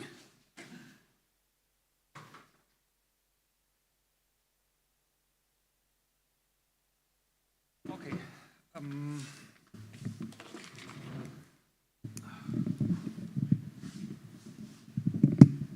Okay. So we take the microphone. right, so now it's, I think, time for the real answers, because so far you just presented the material you wanted to present, but now you will have to answer my questions. Let's start maybe about the level of knowledge that lawyers should have about technology. Because, well, we are talking about cybersecurity. I think it was presentation mainly about technological aspects. We are talking about using various technological tools. I think in your presentations you touched the point whether the lawyer should code or not. But I would like to just to ask a more general question. Well, you were talking about cars, that lawyers are quite good, as we all are. We're talking about cars and the differences between them, but we are not on the same level where we are talking about tools used in our daily work. So the question is, what is the necessary level of technological expertise for a modern lawyer? Should it be as well big as being able to code, or maybe use no-code tools? Or maybe it's really not so important because lawyers should concentrate just on their legal expertise and maybe about soft skills. Who would like to go first? Okay, Matt. So I think that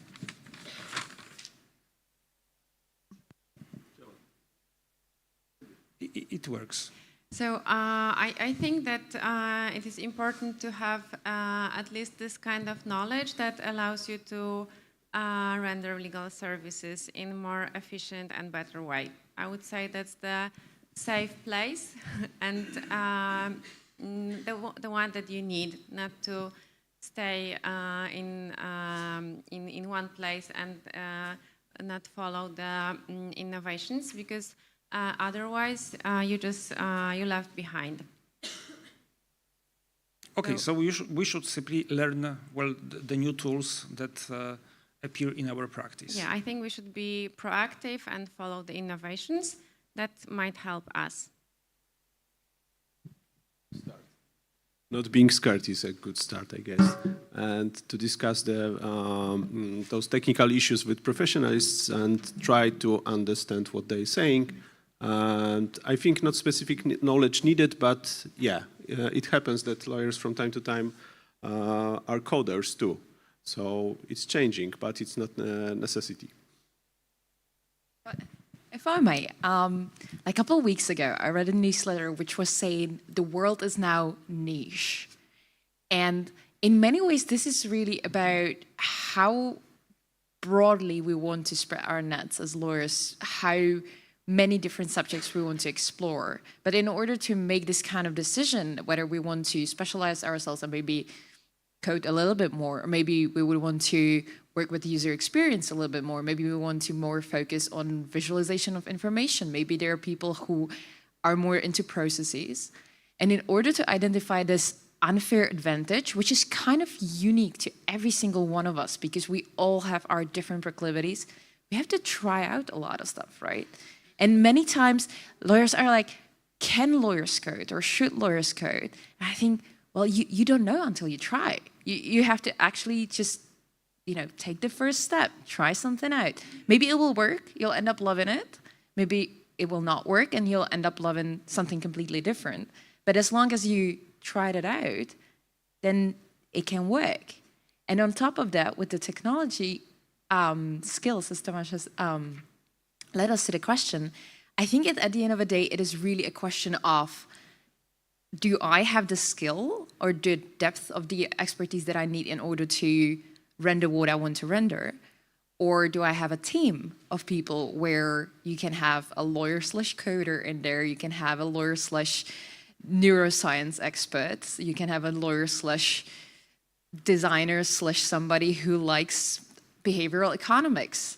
And at the end of the day, if this is not like just one thing that we would have to be the jack of all trades and just know everything perfectly well.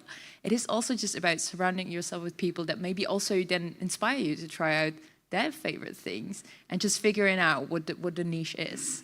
So to give you a lawyerly answer, I think that it depends. Yeah. So I fully agree with the others, but if we are talking also with respect to the security to keep our data and our clients' data safe, I would say not to be scary, but to be aware. To be aware of potential threats, to be aware of how to react if something happens, but for sure not to be scared of using the tools. It's because if we are talking about the future of the profession, we need to use it, at least, as you said, as an organization, to have someone to help us, if it's our staff member or our third-party provider, to give us the possibility to be a future-placed service provider and to improve our services with the use of potential software, but also as your project manager, it's also important to implement those tools in order to, let's say, make better your organization also from the perspective of internal processes. It's because the main and I would say the most important issue within the organization, if you are talking about improving it, it's to start working on your internal processes. After that, you start implementing what you need to implement, your tools, your software tools, your maybe another services from third-party providers. And if you have it, you also need to be aware and also, let's say, think about the security of it, just in normal day-to-day practice and work. Aku, what's your opinion? I guess the key would be that as a lawyer, we start from influencing the firm processes and culture so that it provides us with the incentive to deal with technology. So what would be the incentive? No, I guess I already tried to highlight in my previous presentation that we should move away from the billable hour more into measuring efficiency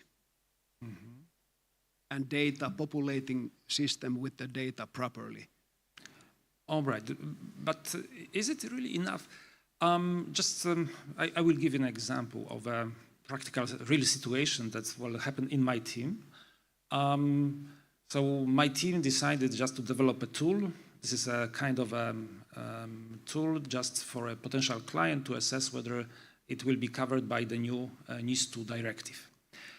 So we have a platform which is called Brighter. So it is no-code platform. So you can design a tool that allows to create a kind of a chatbot or other words, something that looks like software.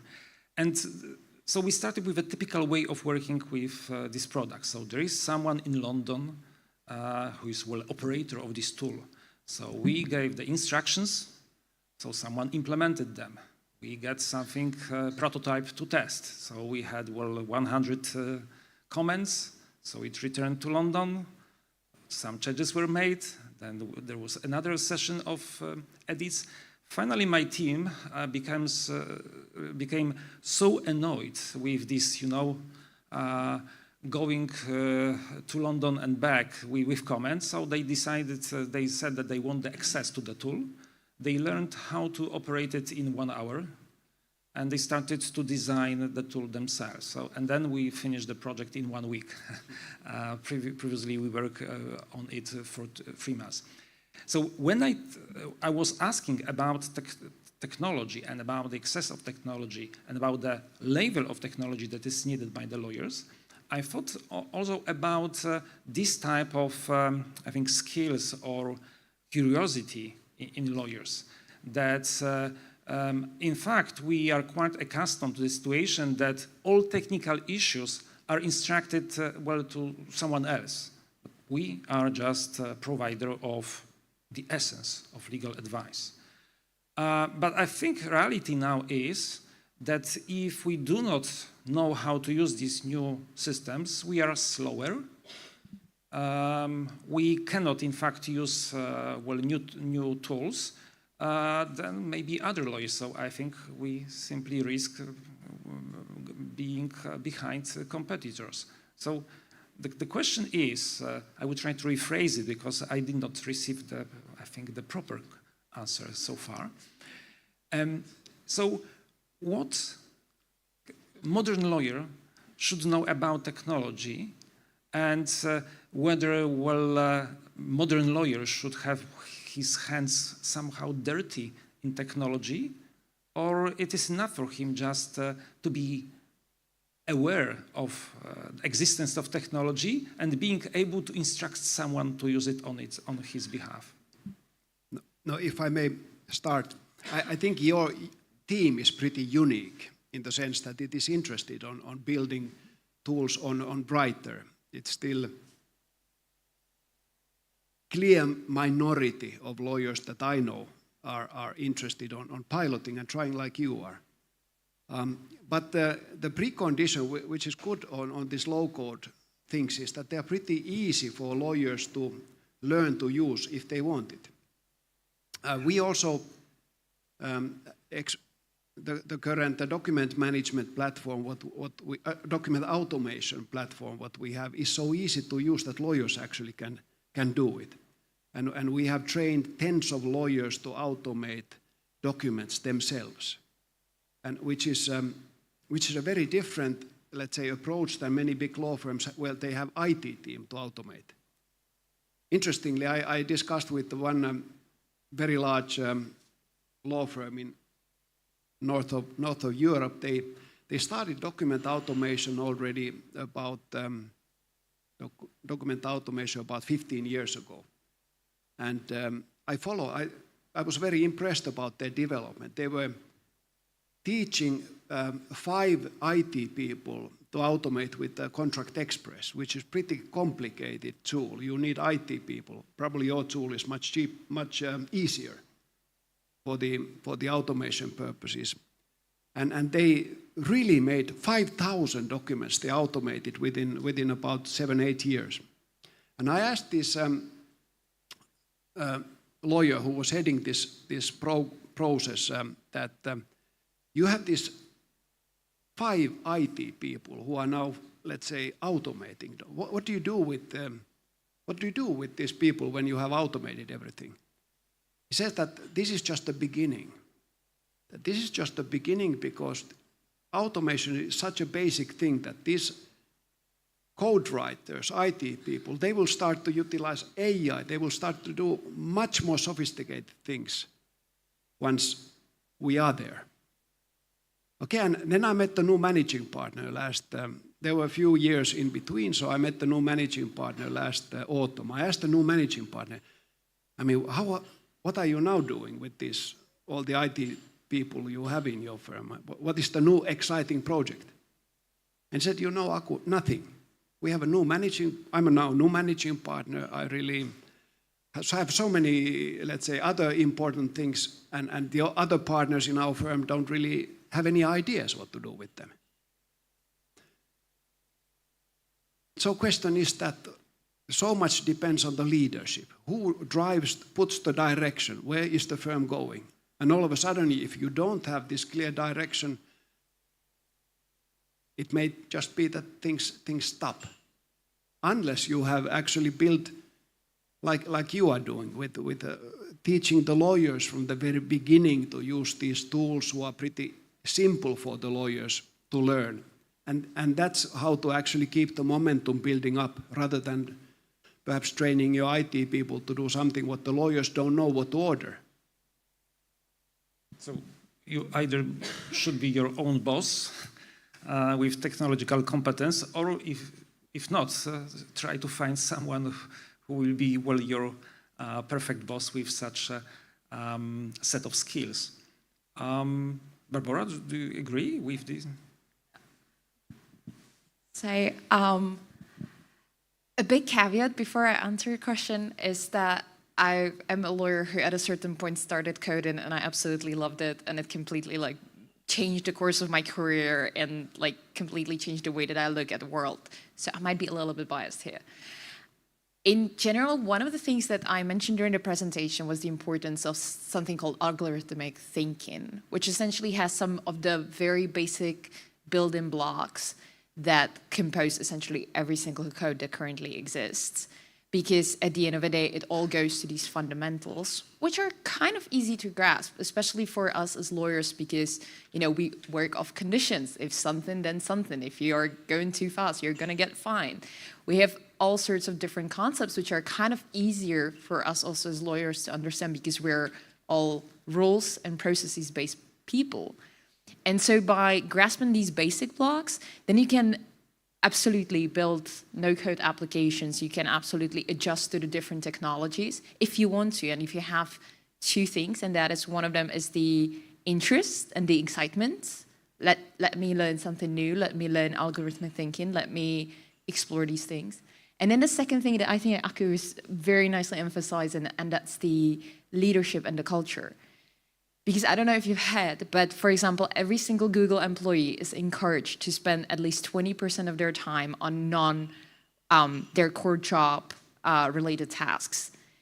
And unless you have a great boss who will encourage you to learn with Writer and start building their own application, especially when we're looking at junior people, if we're gonna be billable hour, grind, client work is all that matters, billing time is all that matters, and we don't give them the kind of space and also the cognitive bandwidth, because being a lawyer is hard, to actually explore something like that, then yes, you're absolutely going to lag behind. But there has to be a very deliberate culture and just environment around encouraging these skills, also so that especially junior people get the message that this is valuable. This is the moment when you add value.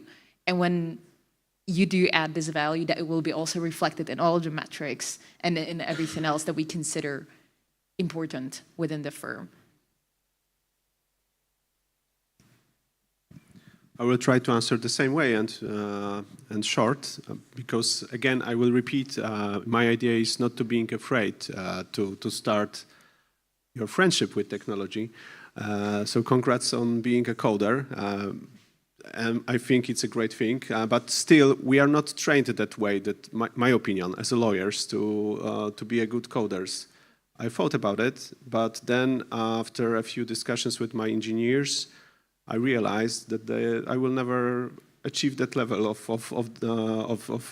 their professionalism. So I will keep that things to professionalists, and will stay with my idea how to automate the things that I know better, so legal issues. And I think, again, not being afraid is a good start, because if you don't start at all, you never know if it's easy to achieve that knowledge, technology knowledge. And if you try, and if it's too much time consuming, then maybe it's nothing wrong with you. Maybe it's something wrong with the tool. Maybe the tool is wrong, because why we should necessarily use the IT technology if something manually will go faster? Then something wrong with the tool, but we'll never know if we don't try. So this is my idea how to about the level of your technology knowledge. Just start, try to learn, and judge if it's helpful or not. If I think it's we can all do that matter that way. So responding to your question, I would say, as we heard before, it also depends on what kind of work, of specialization, of what type of lawyer the person wants to be. If he's, let's say, mainly litigation lawyer, he will probably have far less more occasions to start using tools.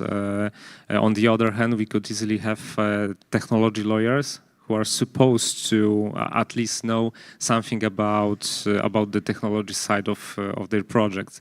So it just depends. If a lawyer wants to improve himself, he probably would be better to start also working with different tools, with software, and also self-improving on other different grounds as project management, process automation, and so on. It would just help him within his day-to-day work and within an organization or something, or anything else within his life.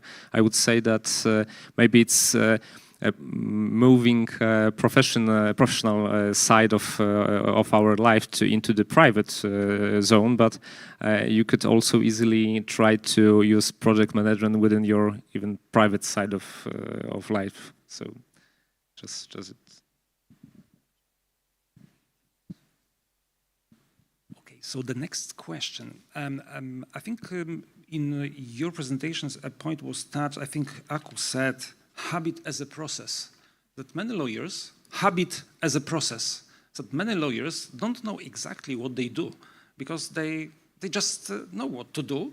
But if they are, for example, to describe this process or to tell it to someone else, they have a problem because they don't know how they do it. They know only at the moment they are doing that. So it's they know that they are not they are speaking. So like we don't know that we speak well Polish or your national language. We do not think about it. We just start to speak. And I think this is the main problem with lawyers. And I think being a modern lawyer, because we were talking about legal design, designing communication, about creating the description of business process, how the legal services are provided. You were talking about how you talk with the in-house teams, what are their needs, what is the process of particular activities that would create the whole business process. So it's really important to know what we are doing. And I think lawyers are extremely bad in that. And I think there are many reasons. One of them is simply I think they want just to increase their value, because if they share the detailed information, what they do and how they do, they are afraid that it means that they might be not necessary anymore because they just share their know-how with the firm, so someone else can simply do their job. The problem is that, for example, there are now many examples that generative AI, in fact, may, I think, reconstruct the know-how. Just take sets of contracts and documents created by a team that just left the firm, and you are able, in fact, to continue creating very similar documents. So, in fact, you have this know-how. It's not true that you are not able to continue providing services to the clients that were served by the team that just left the firm. So, but the question is, how would you encourage lawyers that are very afraid on many levels to share their knowledge, that they really start to think about what they do? Because if they don't, they will never think about improving their processes. They will never start to think about how to better design the process. They will never think about the user experience, the client experience. They will not do anything in this area. So I know that probably your answer would be leadership. Okay, everything starts from leadership. That's true. But what are the other areas? And maybe if you could share with our audience maybe some tips. For example, if my boss is not is not giving me good example, where can I find the sources of good information, of good practices? How may I start? Okay. The moment you start to document processes in a law firm, the same moment there will be partners who say you are creating bureaucracy. And they hate bureaucracy. Anything which is written, documented is bureaucracy for them. So the way to escape this idea is to promote the concept that this is our own process. Do you have a better way of doing it? We are not limiting anyone into a described process if they can figure out a better way of doing it. And if they figure out a better way, then we change the process. And that is what I have constantly been trying to tell to our partners when they complain about bureaucracy. I ask, tell us a better way, and we will do it a better way with less bureaucracy. And usually it stops there. They don't figure out a better process, usually. Sometimes they do. And then the other way is constantly to measure that. How are we following our own process? And that's why ISO is good, because you get external auditors. And they go from team to team and they check, actually, are we following our own processes? And that's helpful. And that often it happens very quickly that the life goes on and your process becomes outdated. And that's a good check always to see that whether the real life matches what you have documented. I think very precious remarks. Would like to add? You call it habit. There are many different definitions about it, habit or routine or maybe procedures. And we have experience with, in many different times we discuss with legal teams about procedures.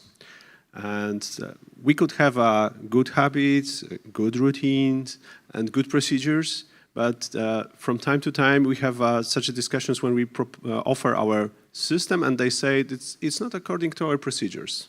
So let's think about it a little bit.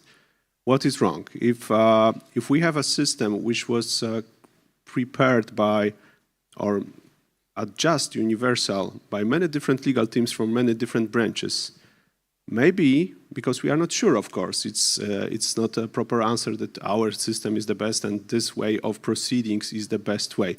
But if it works many times, in many different branches, many different companies, maybe it will be easier to change your procedures. Not to adjust the system to procedures, but to adjust procedures to the system already existing. And then we think about it, and you know what? I will try to answer in one word. How to change it? Money. Because it's cheaper from time to time to adjust procedures to the system that already exists than the system customized to procedures that are many times wrong. So costs money is the answer many times. If I may comment very quickly, because it's a very good remark. I think it's just try to keep in mind what Sebastian said. Quite often, if there is a vendor providing a specific tool with a specific procedure, it's usually as a summary of good practices on the market. So sometimes it's really good just not to reject it and say, no, we have our own very special process is the best, but really try to test it. I remember in one of my previous law firms, we implemented a management platform, and they had, I think, billing process consisting of 6 steps. But we had in our firm billing process consisting of 12 steps. Sorry, it's my phone, and it will be.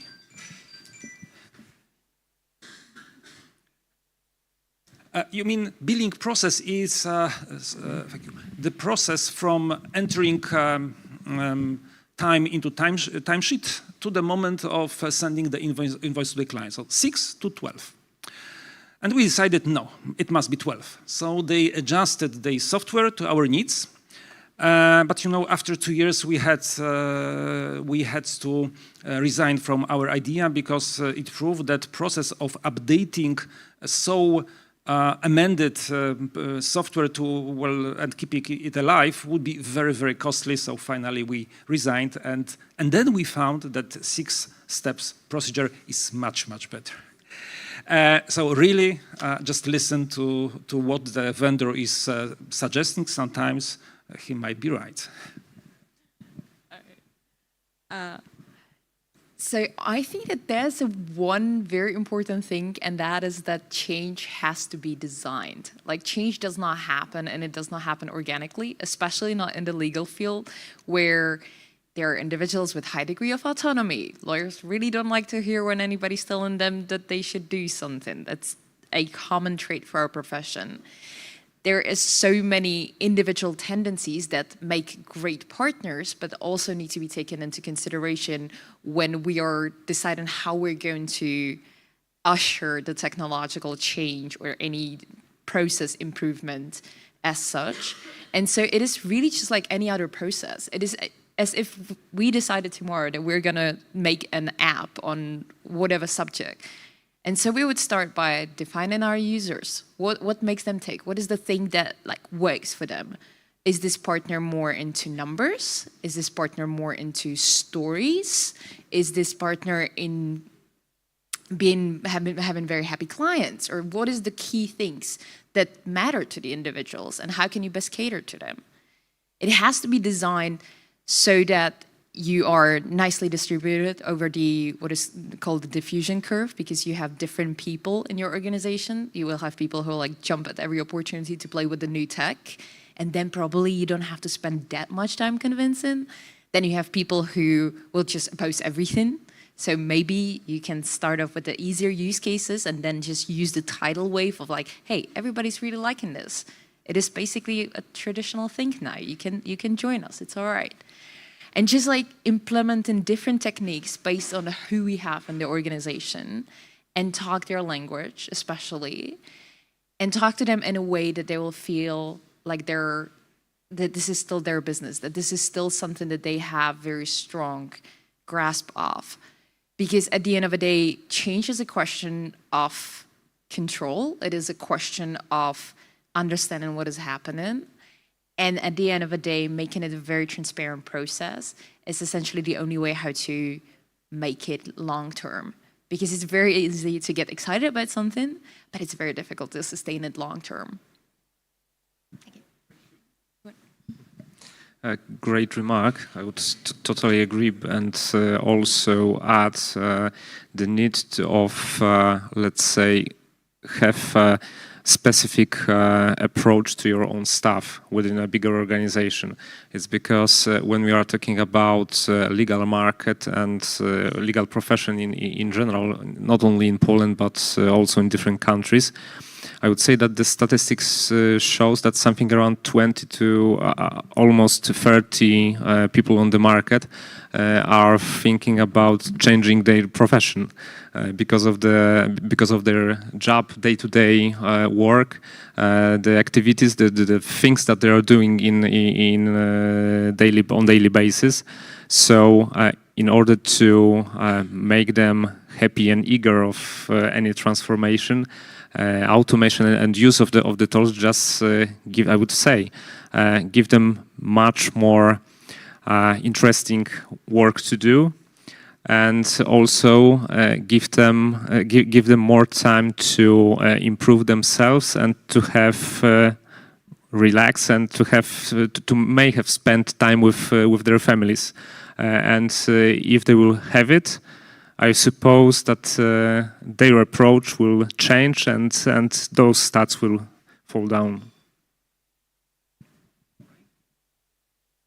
So I would just add that we should reach out for education, and that's a very maybe basic thought, but we are taught how to render legal services, how to understand law, how to interpret the provisions, but we are not taught sometimes how to learn And not only how to memorize the civil code, but how to translate it into the legal service for the client. And I think it would be important to educate from the very beginning how to use technology, how to reach out for technology, how to reach out for education in this field. If I may add to that, quite quickly. You're absolutely on point on every single thing that you just mentioned with the legal education, like on so many levels, because that is one of the things that I'm trying to be focused the most in my own class, which is just challenging the way how we perceive delivery as lawyers. Because quite often I feel like that, we have our hammer and our nail, and both of them are usually just a wall of text and just an email or a memorandum. And just having the possibility of just having the mindset of being open-minded, and whenever our lawyers encounter a legal problem, to have the bandwidth or maybe the willingness to just take a step back and think, like, is this problem best solved by me writing a memorandum? Is this problem best solved by a text? Or is this problem best solved by making an app, making a database, making a flowchart, making any other different rendering of this specific service, and just teaching young lawyers especially to have this mindset that there are multiple ways how to arrive at what the clients eventually want, which is management of risks and handling complexity. You know how people say that nobody buys a drill, everybody wants a hole in the wall. It is really about achieving what the client wants. And just having this freedom of thinking and kind of the personal autonomy to explore the different tools, I think is the main thing that will essentially make or break our industry. So thank you so much for that remark. Thank you. I think you made a perfect summary of this panel. Well, simply the clock is ticking, so I think we must close this panel. There is a lot of to be discussed further, but let's maybe leave it for a discussion later on with the participants. Thank you very much for being here with us, for your presentations, and for this discussion. And I hope that the audience will bring with them to their homes, to their offices, some thoughts that will change the way they are providing legal services to their clients, and how they simply do their daily lawyering in the offices. Thank you. Thank you.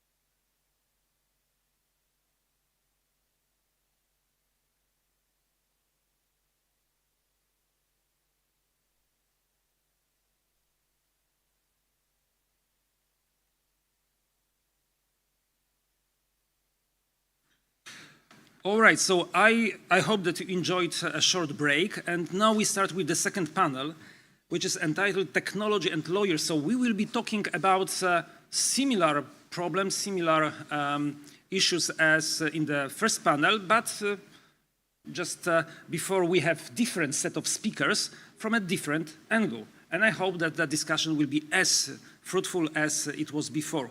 So there will be 5 presentations. And there is a slight change in the order of these presentations because some speakers, unfortunately, must leave us earlier than we expected. So the first presentation will be by Karolina Schlingene, co-founder and chief customer success officer of Crespect. So this company, this spin-off from Sorainen that was just mentioned. And Karolina will be talking about fostering innovation. So about, well, how to make our law firms innovative. The second presentation will be by Mikołaj Otmianowski, our own Polish Mikołaj. And Mikołaj will be talking about how to manage GDPR and cyber compliance more easily, of course, with use of legal tech. Then there will be Orsolia Szabo,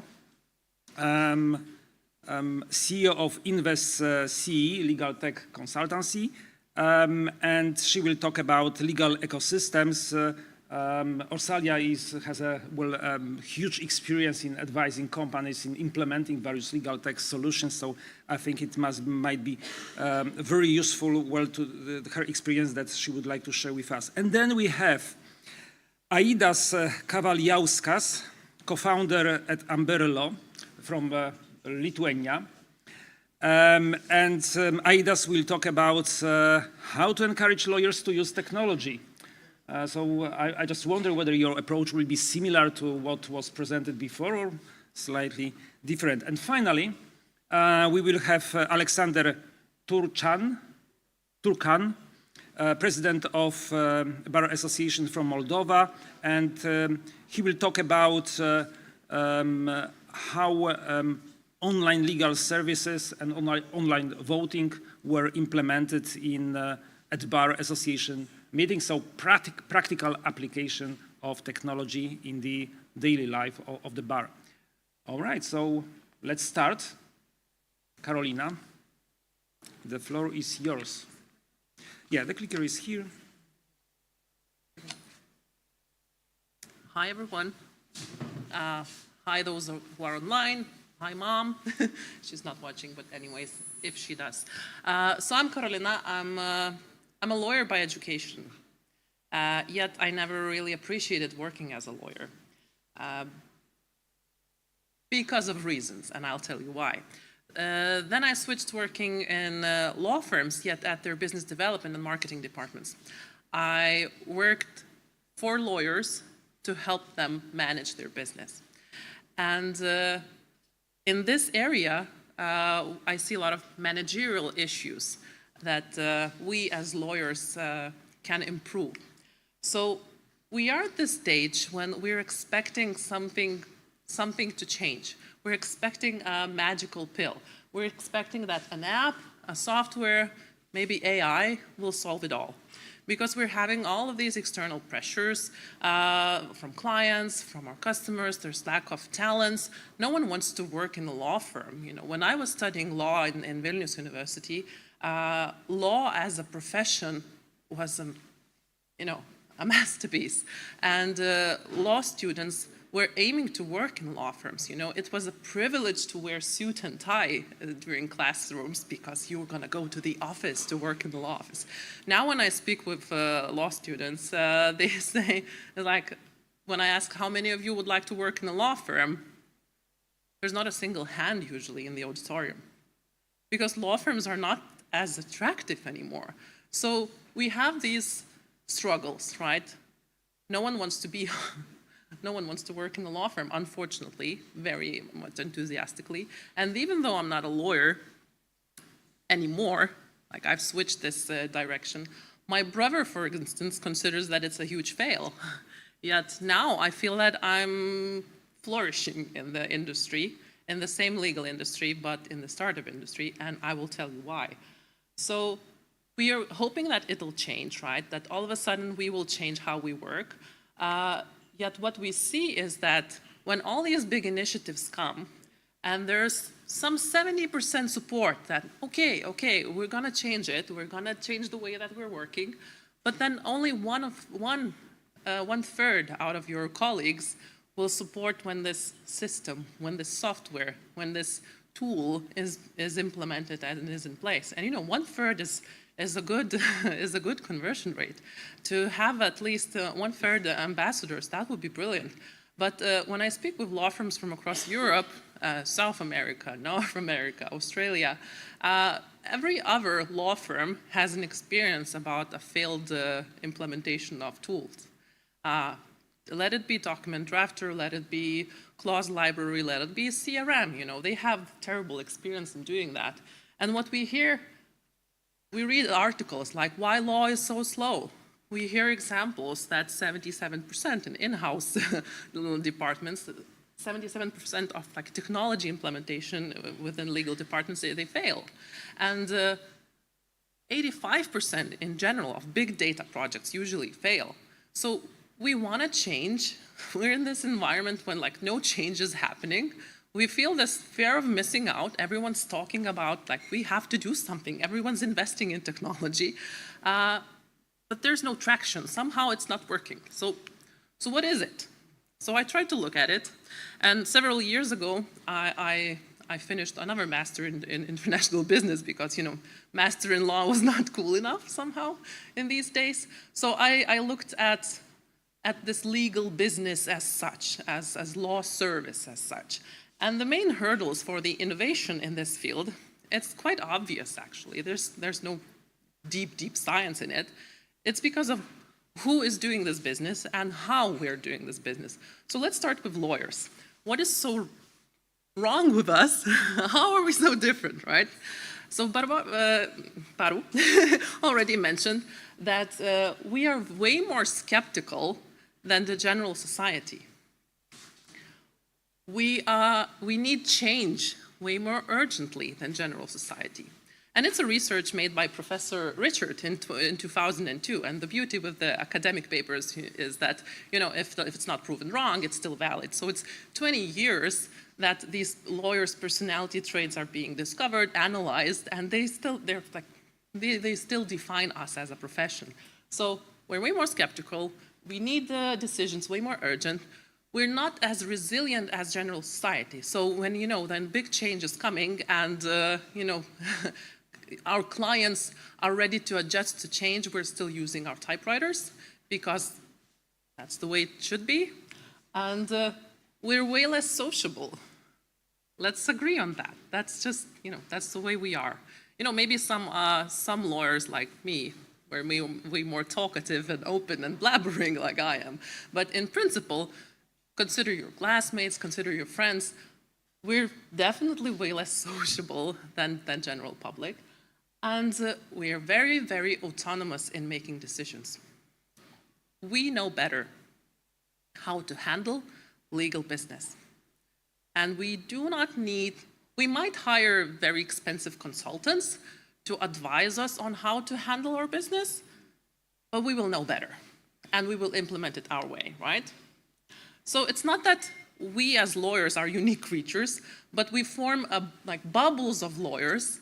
We work together in the community of lawyers. So in a law firm, there's a lot of us. There are a lot of lawyers like us. And we're facing a lot of barriers because people like us, we do not have very many tech-savvy users among us because we tend to group similar people around us. Then we are not even familiar with the available tech. We do not have ability and time to learn the tech available. And what's most upsetting for me, I feel that we do not have a well-defined strategy with technology. The more advanced law firms, the older law firms, the more sustainable law firms, they might have a policy, they might have a direction, but younger colleagues, smaller law firms, they're just, drilling the holes. They're just doing the job and they're not really focusing on building a sustainable journey and building a big policy, how will they use technology. But if we want to benefit and if we want to, empower this technology, we have to adjust somehow. And so we are unique creatures. We gather similar people around us. And let's admit, the culture that we work in, the environment that we work in law firms, I don't know, it's changing a little bit, and I feel that these are good signs. But when I speak with my classmates from law school, we're a little sadomasochists, and we're very proud of being busy, of having big projects. I built 14 hours yesterday. I worked very long nights. I closed huge deal. And this is something that we as lawyers, we're very proud of being how was it that Aku said, insecure overachievers, right? So the thing is that we tend to be online anytime, anywhere. Clients want to chat with us on WhatsApp, on Messenger, on Telegram. We use it, right? We reply emails 24/7. Workloads are very unpredictable. So priority is always given to client assignment rather than, developing some tools or piloting some solutions or thinking of, workflows and ways to automate stuff. And this innovation in principle, it's extracurricular. It's not our main priority. And are we actually in this fostering and nurturing environment? Does it really help the way that we work? Just recently, I think it was still in May, that this slide from Paul Hastings was leaked on LinkedIn. I don't know if you've seen it, but you've seen it? Seen it? I see some nods. In principle, the management of Paul Hastings law firm, it's a huge international law firm, they denied it. They said that it's, it's a mere interpretation of young associate who was training trainees. But the tone of voice, sorry for the low quality, you can Google stuff like that. We are a top law firm. It's a privilege for you to work here. You are available 24/7. No is not an answer. The work must be done not today, yesterday. Do not ask questions. Google, ask your classmates. Do not disturb partner. If there's a mistake, it's your mistake. It's the drilling culture that we are used to have. We've heard the rumors, we've seen the talks, we've seen the TV series. But in principle, they're not written rules. Sometimes they're unwritten rules. And as I said, we tend to be this sad sadomasochists. We somehow appreciate this treatment and this type of culture. So it's not mine, it's the internet's full of that, but just, yeah, share, neural, educate them. So the culture where innovations usually are, when innovations are born, it's not this type of culture. So let me be a little guru now and show you a sunset and remind you about the first law of thermodynamics, that the energy is it's a system, right? And it doesn't appear out of nowhere. It's the limited amount of energy. You can only convert it. And it's the same with time, that you will not have more time in the day. You cannot build 24 hours. Yesterday we spoke that there have been such issues. But in principle, if we want to change the way we work, we might look at the ways how to eliminate some current habits that we have. And how to do that? I will not repeat what has been said over these 2 days, but leadership and alignment is the first thing, of course. Learning, risk-taking is another thing, and investments is the main key. And it's not only, throwing money into the problem. Sometimes investment means people, means time. Let's speak about alignment a little bit. It's again, about leadership, the walking the talk, about aligning the procedures and the processes. But it's, in principle, it's just showing the example. And if your managing partners, if your managers will not care about the change, you can be the ambassador as much as you want.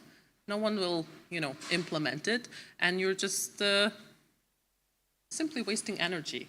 So I do not recommend, if you feel that it's a wrong environment, maybe, energy doesn't come out of nowhere. Maybe focus that energy elsewhere. And why I mentioned that I changed this industry, this angle of the industry where I work in. So I decided to not continue being a lawyer, to big disappointment of my brother, who's a surgeon, and you know, what's cooler? Like, you go to the medicine or you go to law. So, but I decided to enjoy the culture where I am, and the culture where I am now, it's the startup culture. And in startup environment, failure is acceptable. Admitting that you don't know is acceptable. Continuously learning about technology is also great. And saying that yesterday I was the top user of ChatGPT, and today there's a new tool and I don't know damn thing about it. I need to learn anew. So this continuous learning, that's the culture which is fostering in startups. And it's okay to, you know, fail 2, 3 startups, but the 4th one will be awesome. Yet in a law firm, how often can you fail? Exactly. I was waiting for this answer. The first and the last. Because when you fail, right? So when we speak about these like investments, when we speak about like continuous learning and trying and testing, this is something where if you want to change, you want to devote some time and some energy. You need to pilot those tools. You need to see the demos. You need to attend the market, the industry events. And when you go to like Legaltech conferences and there are booths of various tech providers, go and meet them, go and see the demos, because they're the coolest providers. You know, they are bringing their latest solutions to the market. So it's a little like, we're from Poland and from across the globe here, and a few from Germany. But what surprised me a lot, we've been to Nuremberg in this Legal Revolution conference, and there was a huge fair of the latest tech providers, yet lawyers who were attending the conference, they were so focused on listening to the lectures, they were not mingling around and checking the demos and checking the tools. And now I'm used to be in this like tech environment where you're very curious about competition, you're very curious what others are doing, and we're very open in sharing our software, our architecture, our solution, and because this is how, you know, we aren't afraid of opening our data, because with the open data, with the learning, with the sharing, this is how you can improve. So if you have a chance, like 2 cents from my pocket, go and meet those providers, test them, see what they do. You know, if they allow you to type something in, type something in. If there's a friendly person at your table offering you to try the 4th version of ChatGPT right here, right now, do it, use it, and give some time. And when you invest into like solutions, into trying it out, also maybe consider the like team of your law firm. Is it only lawyers? Is it only those who, you know, do the drilling? Or are you surrounding yourself with innovative people? So I did a quick search on the Polish legal market. I filtered on LinkedIn what we have, you know, from the legal tech industry in Poland. So I found some 25 IT managers working for law firms in the legal industry in Poland. I found 4 knowledge managers. I haven't encountered a single legal tech engineer. That's a new trendy position, and that's a new trendy title across Europe. I haven't encountered any head of innovation working in a Polish law firm or like law service providers in Poland. And there's no CIO in a law firm in Poland. Like, head of innovation is like a position that's missing. So, like, returning to these unique creatures that we are, lawyers, right? We're unique, we're different. The traits that are making us great lawyers are stopping us from being great innovators. And there are innovators in the market. Why not surrounding ourselves with those innovators? So again, 2 cents from my pocket, surround yourself with innovators. And when you're evaluating toolkit, where to invest, you know, everyone's investing, everyone's investing, where to start, you know, what to upgrade. Start from simple things. You know, evaluate the Microsoft toolkit that you're using. You know, lawyers are used to, the young lawyers, the students are taking notes on their MacBook Pros in the classrooms, in the auditoriums, and then they come to work in the law firm and you don't even have Microsoft 365. And legal practice management systems to be used to enter time look like ugly Excel spreadsheets. are these the attractive toolkits, for the young talents to attract them and to keep them? In principle, you dress up, you look nice, but then you use the ugly tools. It's not motivating very much, right? So think of small stuff. Think of tools that are free of charge, that are available in your pocket actually already. Think of something that helps eliminating as much as possible, like time tracking, case management, because now lawyering in the day of lawyers takes up maybe some 50%, 56%. It's more of like management. We talked about this yesterday a little bit. So look in the document management systems. It's like PwC has this survey, so there are some ideas. If you have extra money and you don't know where to invest, you can take a look at that. Or you can, I don't know, call me. I can advise you. And I could also tell you a little bit more about Crespect, and you could try that out, because we're already testing it with the customers from across Europe. And we feel that we could definitely increase your efficiency and even revenues per fee earner. Our example of Sorainen shows that each lawyer can earn 20% more. So scan the QR code if you want to scan the QR code. You have me on LinkedIn. If you don't, let's connect. And try be more of the innovators. Learn a lot. There's great many potential in the area out of the legal industry. Thank you.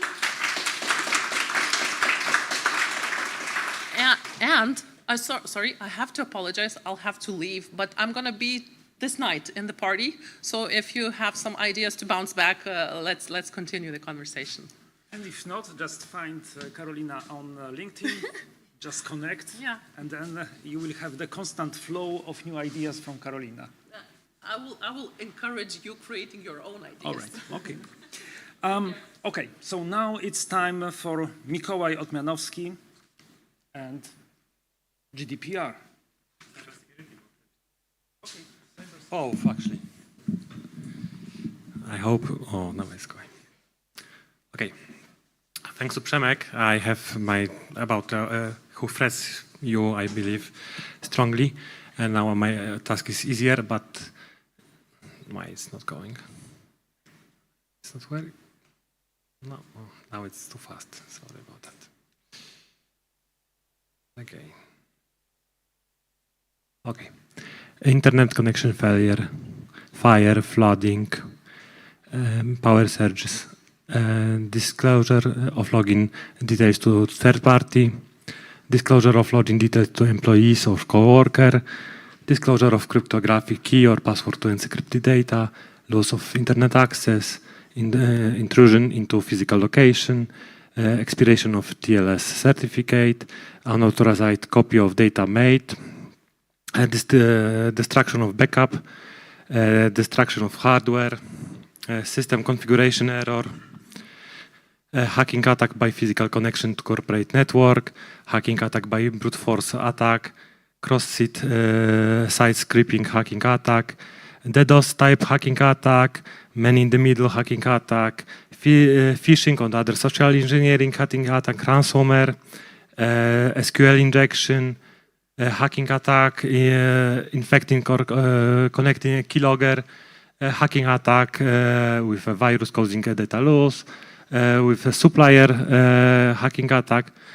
There are the general technical issue which we should focus on during the risk analysis. And there are also the legal things which are probably more understandable for us. No entrustment agreement with the process or failure to comply with information obligation. And I'm Mikołaj Otmianowski, and I am helping privacy and cyber teams to simplify their life and save money. I'm helping the companies to deal with all of this risk and to manage them, enlist them, manage them, and assess the risk, and then help them to put some plans in order to avoid this risk in the future. And there are some small normative act information. That we have a GDPR, which is based on the risk-based approach. We have a NIS 1 still obliged, which is a cybersecurity norm, but we have a new one, NIS 2 and DORA. And DORA is for fun. Oh, hello. DORA is for financial, NIS is for all other, and it has to be implemented and will start to be obliged until in the third quarter of 2024. So there is a lot of work to be done for many of companies, especially the companies who are the biggest threat. And when we think about cybersecurity, I'm thinking there are the two perspectives of this. One is technical, and technical I mean the perspective when people, when we think about the software or technique which prevents or put some security on our organization, and compliance, the thing which we can demonstrate that we did the best way in order to protect our company. And I am not going to talk about technical because it's a mostly issue for technical guy and for SOC, but I am going to talk about compliance, and my tool help to with the compliance with GDPR and cybersecurity. And what we do with GDPR, we are almost we cover all the topic. We can, but we are very famous in Poland for risk assessment. We are very focused on risk assessment, and we start from doing this, and we are doing this for 5 last year, and we have a lot of tasks in this approach.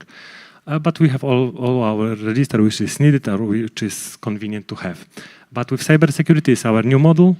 It's a brand new model. It's not even exist, but today I sold it second time, so I'm so happy because it's first time in my life I sold a product which I don't have. I will have in 1 week, so it's very the last phase of taste. So I have a cybersecurity model. What to automate? Because there's so many information in, as I demonstrated to you about threats, but we have assets, we have information in the organization. So you have to put all of the information in one place in order to manage them, because otherwise you are not able to assess the risk for your company. So we can automate the risk assessment. It's the first thing which we did. Then the other thing is record of categories. This is the obligation for the companies to have this record of categories. And basically, companies have this in Excel file and then add a new agreement each time. But it's not very convenient. We automate this very quickly. And record of processing of activities and register of processes. This is information about your organization where you have all the information in one place, and we automate it very easy. And when you do the risk analysis, because what's the problem with the data protection and cybersecurity risk analysis? The criteria for assessment are different. The whole thing is the organization is one, so you have one assets. We have one type of processes, but we have in GDPR we assess the risk for natural persons, not for the company, but for natural person. In cybersecurity, we should assess what could happen to the company. So we figure out, we were looking for similarities in these two tasks, and we find out that we can do mapping for both for aspects. So when you use our software, you can one-time map the organization, and then press button, and you have an automate assessment of for GDPR, for cybersecurity, which I mean information security and business continuity, and having this, and this is automate. And the third thing is model for analyze this, because I will demonstrate you why this is this model for analyze this information is so important. Here, I demonstrate you 30 supporting. I demonstrate you 30 threads at the beginning. But there's only 30 in our software. I had 19 examples for the beginning, so probably there are much more threads than 30. But for this example, I put 30 threads. 30 processing activities, so it's 30 processes. It's not a huge company, it's only 30 processes then. And when we have additional 30 supporting assets, by supporting asset I mean it's a document, it's an application, it's some kind of software, all such things. So still, 30 is not a big deal. It's a medium company. So when we multiply all of this information, we have 27 items of risk potentially. And so if we don't have a software to manage them, it's hard to list all of this risk and how to calculate. And then it's hard to how to manage them, because when you have 27,000 of lines, nobody will be able to read it. And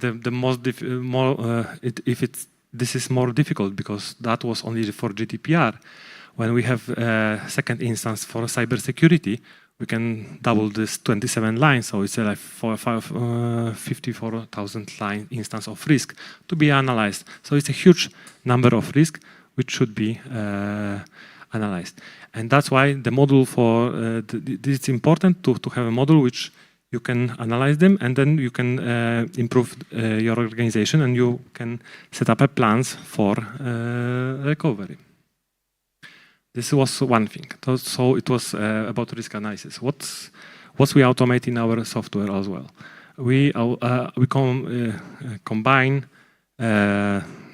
record of processing activity and processes with all other modules in our software. So when we change anything in the processes, it reflects in the risk analysis. It reflects in all other modules. So it's very easy to combine information. And the biggest problem with record of processing activities to prepare terms technical and organizational measurements. It's obligatory point in this register, and nobody know how to update this. Nobody know what to write it down. And we automate this field very easily because we put some linking in our dictionaries. So this is how we improve and how we support owner of this application in order to provide the actual information in the organization. The same register of category or register of supplier. We need to have this. We need to monitor them. We need to know who has our data, who has access to our data. We need to know all of this information. We need to know that they comply with the GDPR or other rules. So we have to have this data in one place. And thanks to our register, it's quite easy to have the information, which data and where are they. And there is something what's happened to our company 2 months ago. I was invited by Cohabicol. And Cohabicol is a kind of European Union found who and there are a group of researchers who are checking the Legaltech company to find out how they implement law into practice, because there are the bills written by lawyers and uchwalone w parlamencie, and in parliament, accepted in our parliament, and then there is a bunch of IT guys, some engineers, who are translating this bill into the code. And this foundation, they are checking how the Legaltech companies dealing with this. And we had a very long conversation with them. They were checking our software, and we had a conversation, and we convinced them that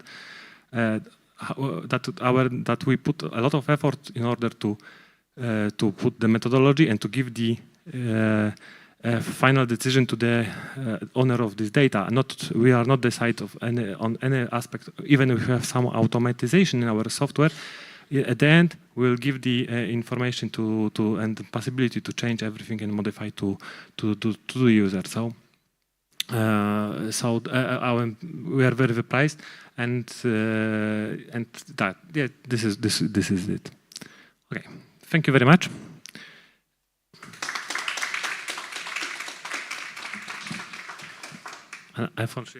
Unfortunately, I will leave very soon and I won't be on BAL, so it's time to say goodbye for you. Okay, Mikołaj, it was very quick, especially at the beginning. All right, so Orsolia, now it's your turn. I will try to make the... Okay, I think now everything will be fine. It will not fall down unexpectedly. So good afternoon, everyone, and thank you for joining this last afternoon session of the Modern Bar Association conference.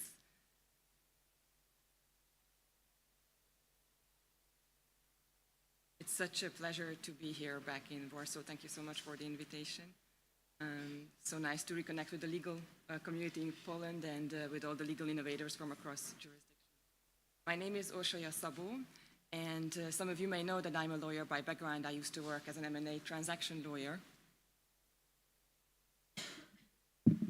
Thank you.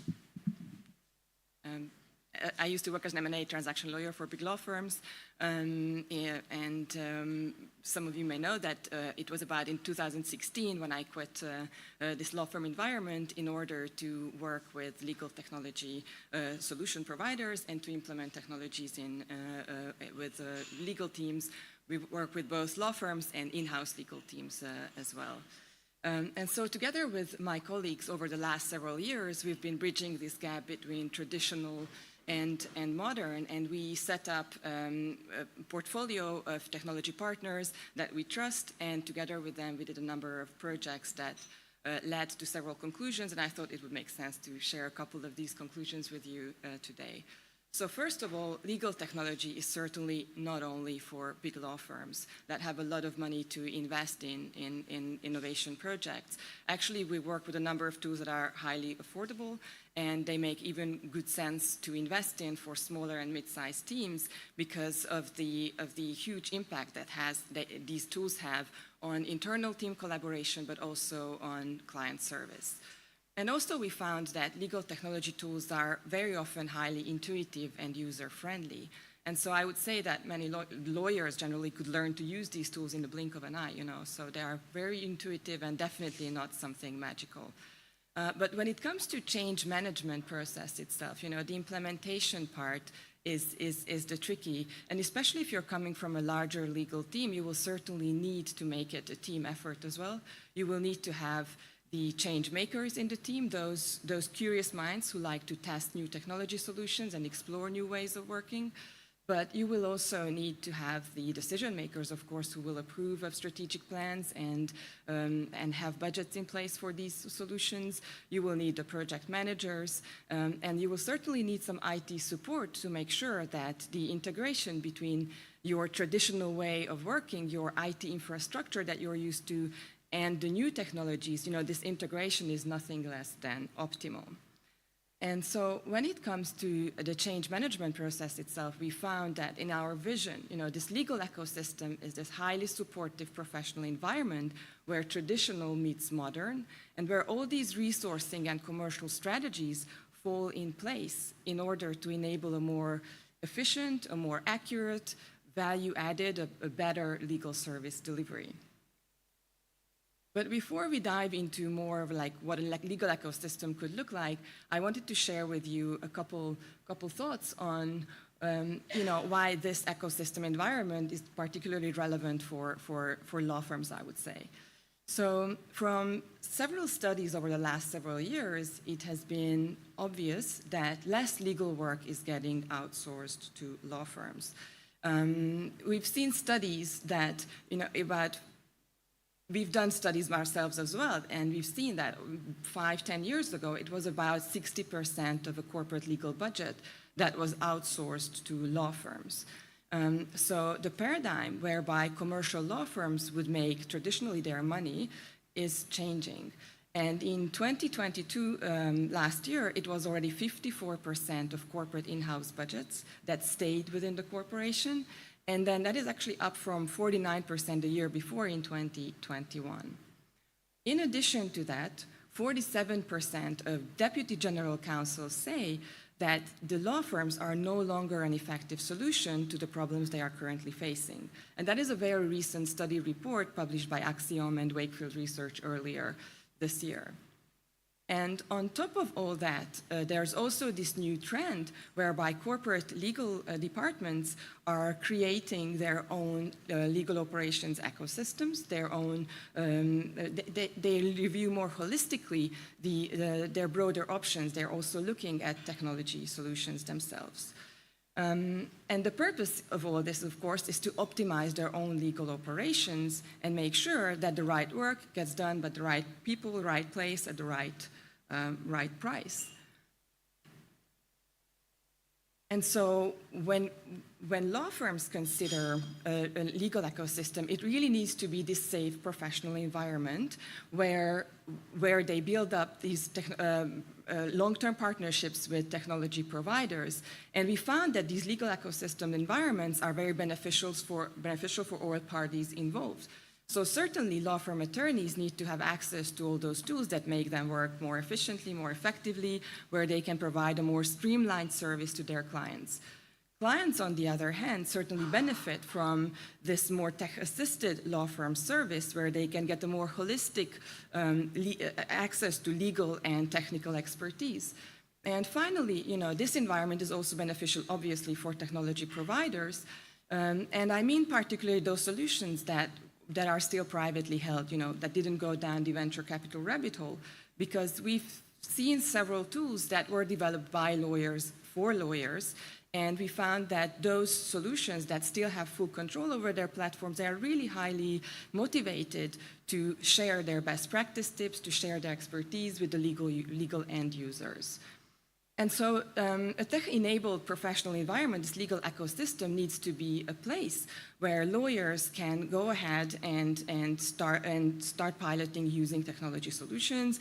It needs to be a space where they can manage their resources better, where they can start implementation plans and even roll out the technology internally for their team, possibly even for their clients, and where they can also track and measure, of course, return on investment. Now, when it comes to resourcing strategies, it will be different whether you're coming from a big law firm environment or you're coming from a small and mid-sized law firms. We all know that big law firms tend to set up their own innovation hubs. They have their technology laboratories, and they certainly have a lot of people dedicated to these innovation projects. They will have junior and senior lawyers dedicated in the team. They will have project managers, and they will have IT professionals dedicated as well. Now, coming from this big law environment myself, I have some concerns about the sustainability of these ecosystems around law firms. It's great to have an innovation team somewhere in London or in New York, and they may have some great ideas, but they will not necessarily translate into what we are doing in our environment with our own clients. And yet, these big law firms certainly have the financial resources to make this innovation model, what's called a captive innovation model, work well for them. Actually, some people say that with the AI revolution ongoing and the financial power concentrated around the biggest players, there is some potential for small and mid-sized law firms to be actually wiped out from the legal services market. However, it doesn't need to be that case. I think there are great strategies also for small and mid-sized law firms. And so in these cases, they may not have that many people dedicated to the innovation project itself, but they will certainly have one or two change makers in their team. Those people who want to start using technology solutions, they are curious to test them out. And these are very often, in our experience, either senior associates or junior partners, and they often get a lot of pressure from the law firm because they have this dual role. They still do billable client work, but they are also keeping their eyes on the legal innovation initiatives. So I think in order for a legal ecosystem to be successful and sustainable in a small and mid-sized law firm environment, senior leadership really needs to step up and make sure that they value the change makers in the team, They make sure that these people do not burn out under increasing pressure, but they are recognized for their initiatives, that they are supported with project management also. I also think that senior leaders need to better understand what technology solutions are out there and how these solutions could benefit their teams and their client service as well. And finally, it will be always on the managing partners and senior leaders who will need to adopt budgets and approve of strategic plans that will make sure that these ecosystems will be eventually successful. Obviously, this sort of environment, this legal ecosystem environment, where you have your tech-assisted legal services planned and budgeted ahead, it wasn't really the case 5-10 years ago. Back in 2017, when we started our services with supporting legal teams, it was very obvious the majority of legal teams were working without any regular, let's say, annual planning or budgeting for implementation, for investments. They didn't necessarily have goals or strategies long-term. Even these days, many legal teams, just go with the flow. Or maybe they have some goals, maybe they have the budget, but these budgets are not necessarily aligned with the external needs of the external client needs. Now, this innovative, inspiring safe space doesn't happen automatically. It certainly needs a mindset. It requires also leadership, time, and effort to create it. But it seems that the external pressures are only just increasing. New technologies, new waves are hitting hard, and it's rather overwhelming to just open up your LinkedIn page sometimes.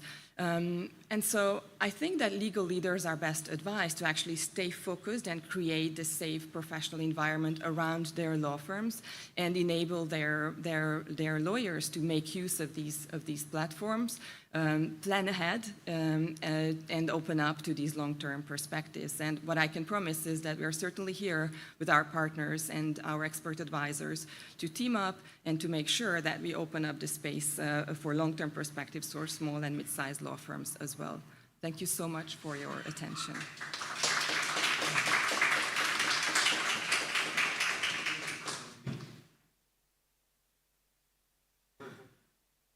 Yes, Orsaya is to stay with us.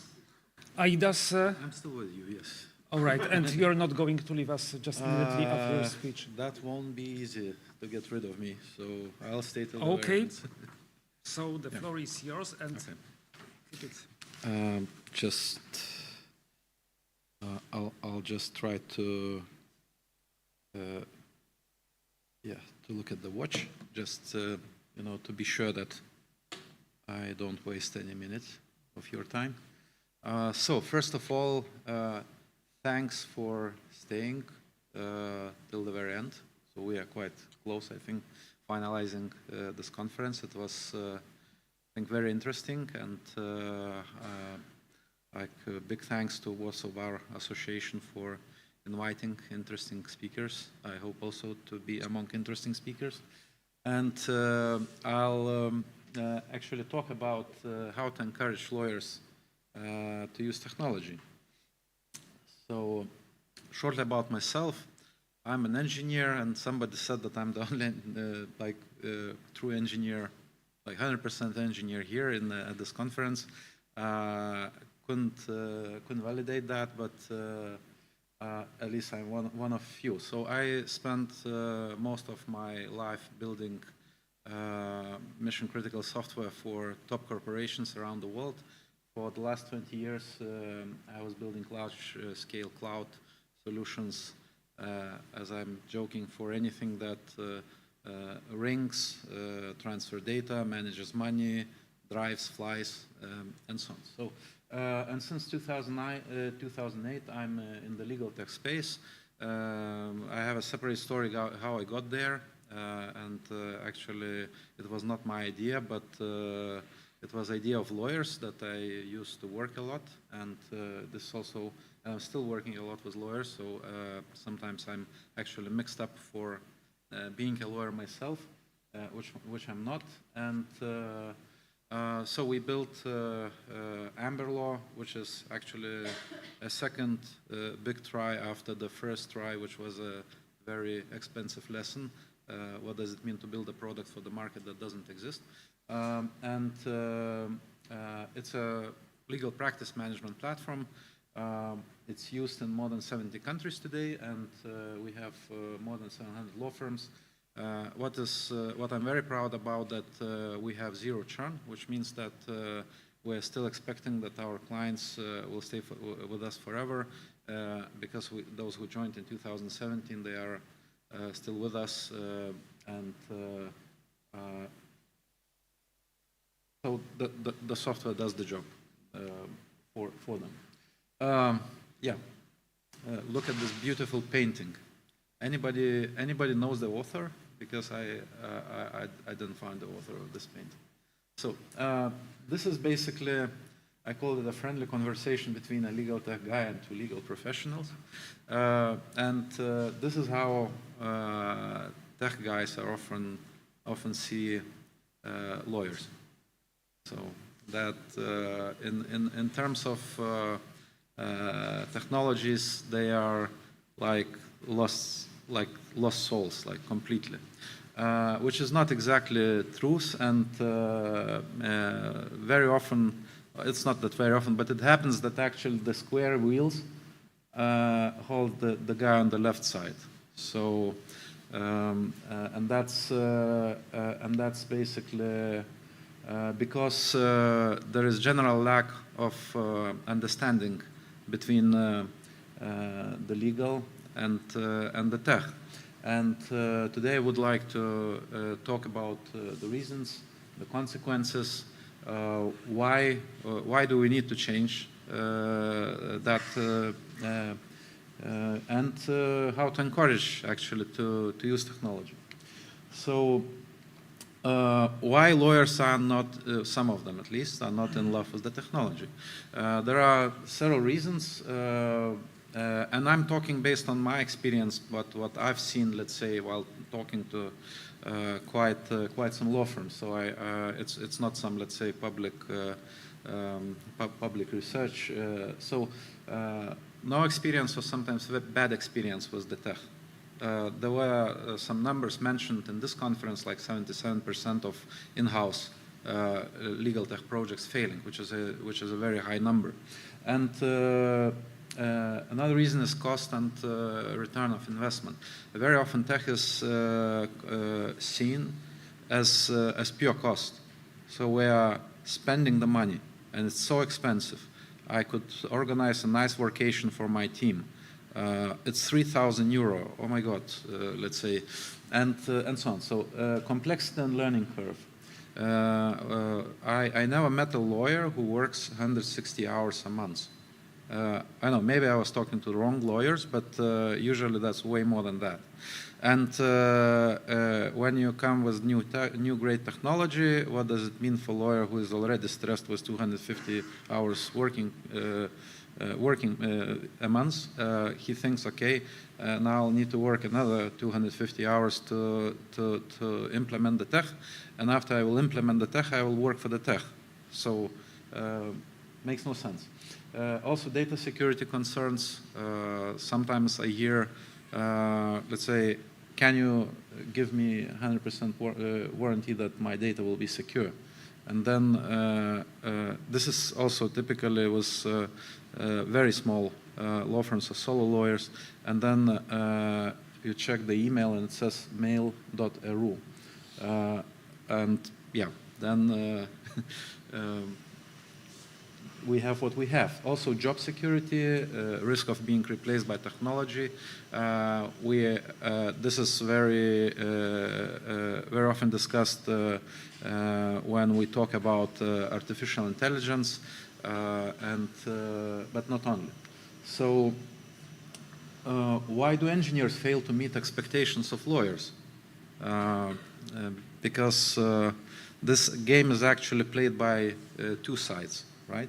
So the whole industry in Europe is still at a very early stage, not because, let's say, the tech was started yesterday, but because of the maturity of the of the market. And let's say if you look into how robust are solutions, how they're used at law firms.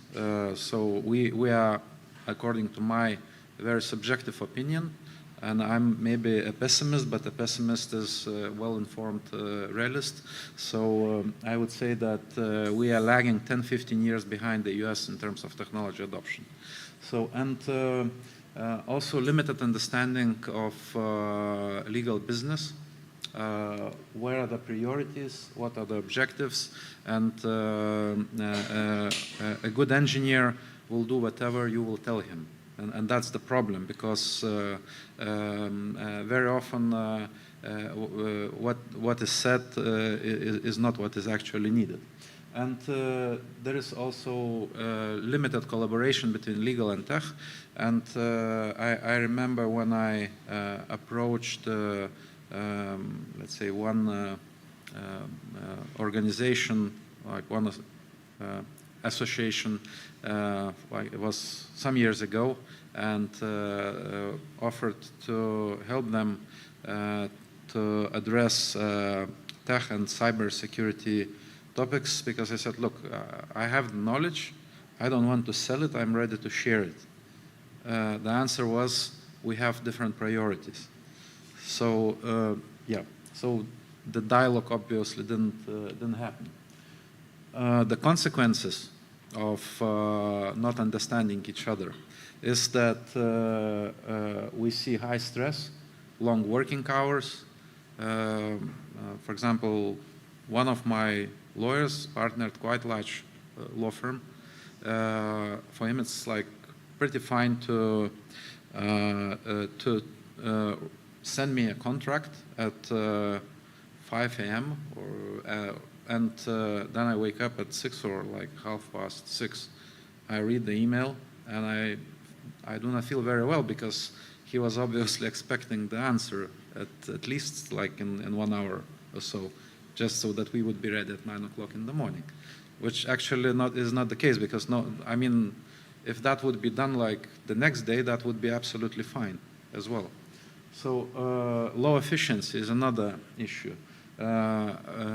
Also high personal churn in law firms, especially among younger lawyers, is mentioned as the problem. There was a research from Thomson Reuters which was demonstrating that problem. And the young generation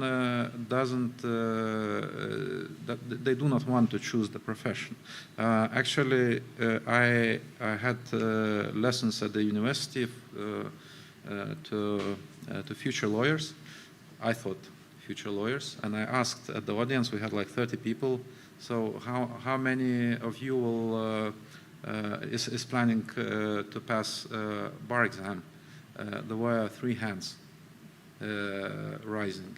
So I was actually regretting asking the question because it was very, very unexpected, let's say, reaction. And no trust in technology means that 77%, because of 77% of in-house legal tech projects fail. This was already mentioned. Why do we need to change? Because we have no other choice, because everything is changing, because there are new regulations and 1,000 of other reasons, and because technologies actually allow to be more efficient and to earn more. And lawyers are businessmen, and so it's about earning the money at the end of the day. There is this efficiency myth, and when we talk about technology, so we had really quite big dispute a few weeks ago in Estonia when like I was discussing with 2 partners, and they said, look, so your technology makes us more efficient.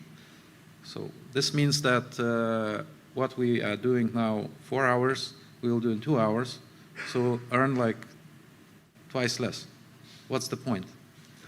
Yeah, and so the more efficient you become, the less you earn. And you know, arithmetically they are correct, actually. So talking about lawyers and efficiency, there were numbers. I mean, they're a little bit dated, but nothing revolutionary happened in the meantime. So I didn't try to look for new data. And there was a Legal Trends report from 2018, which said that lawyers are collecting 2 hours per day only. If we would do this in IT industry, I think yeah, I would wait like at least some 20 kilos less, probably. So because utilization in other industries is up to 85% actually. And there are like my favorite time and revenue killers. So quite many hours are lost. We see like 10 to 20% when we start working with law firms. And there is some statistics that 14% of billable hours are written off on average for various reasons, because of mistakes, because in the reports, like for example, a job was done 2 weeks ago and the timesheet said it was last week, and then the client said last week I was flying to Frankfurt, and so we couldn't have this meeting, and so well, minus 20% from the invoice. Client wins, and the job was done actually.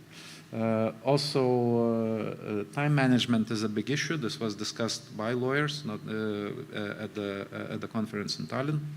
And non-billable activities, they eat a lot of time, and nobody is even counting that because this is just a natural part of the daily business. Inefficient clients. I have a special term, a client friend. And we have also a cure for client friends.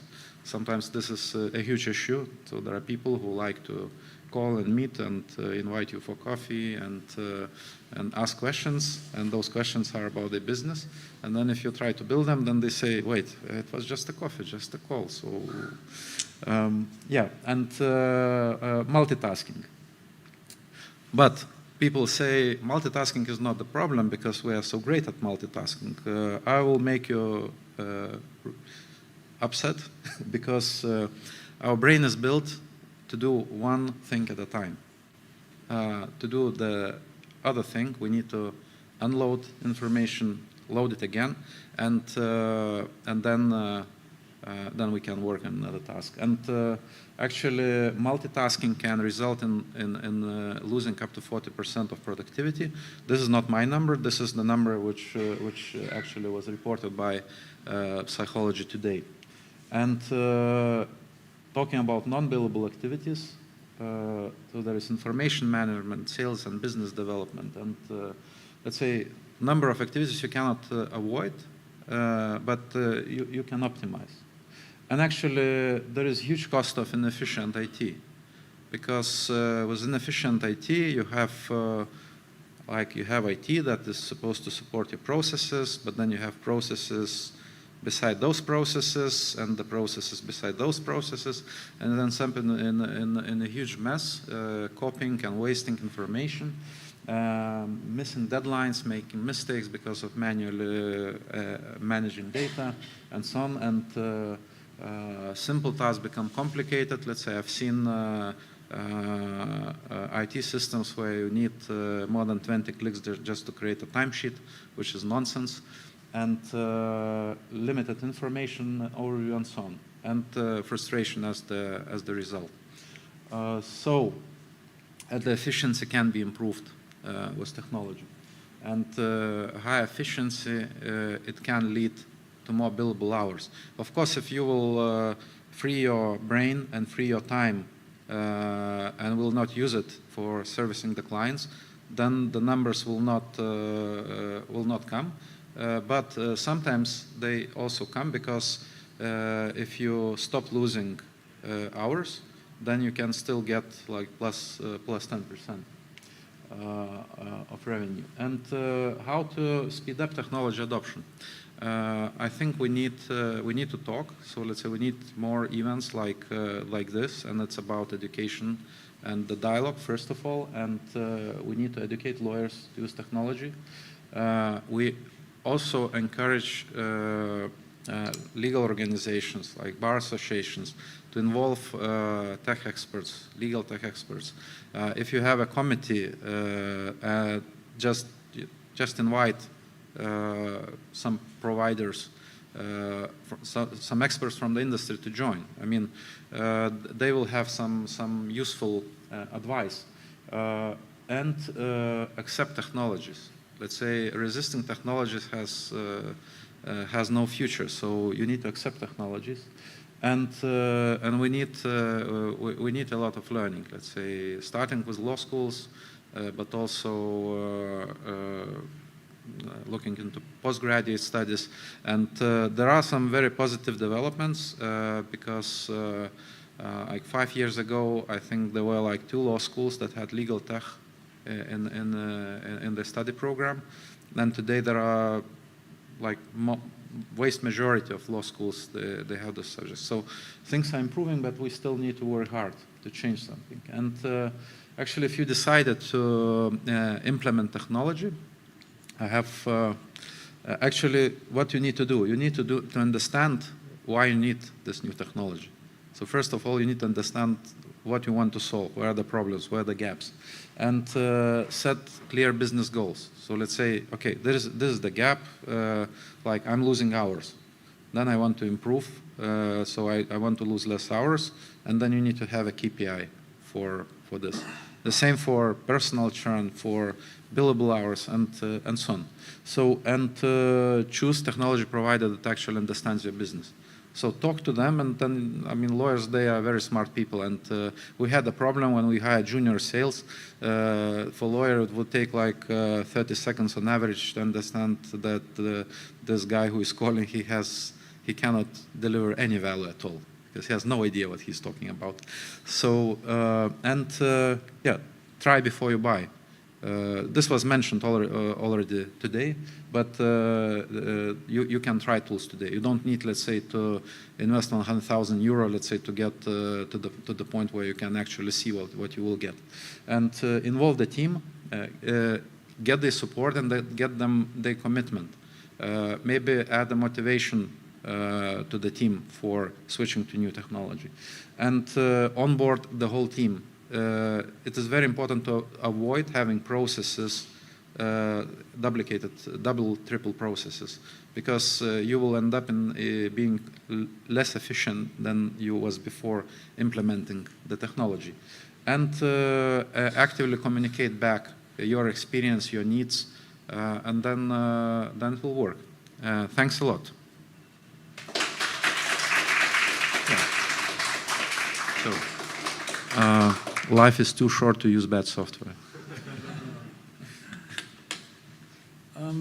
Okay, Alexander, so now it's your turn, and then let's make, I think, a short panel discussion.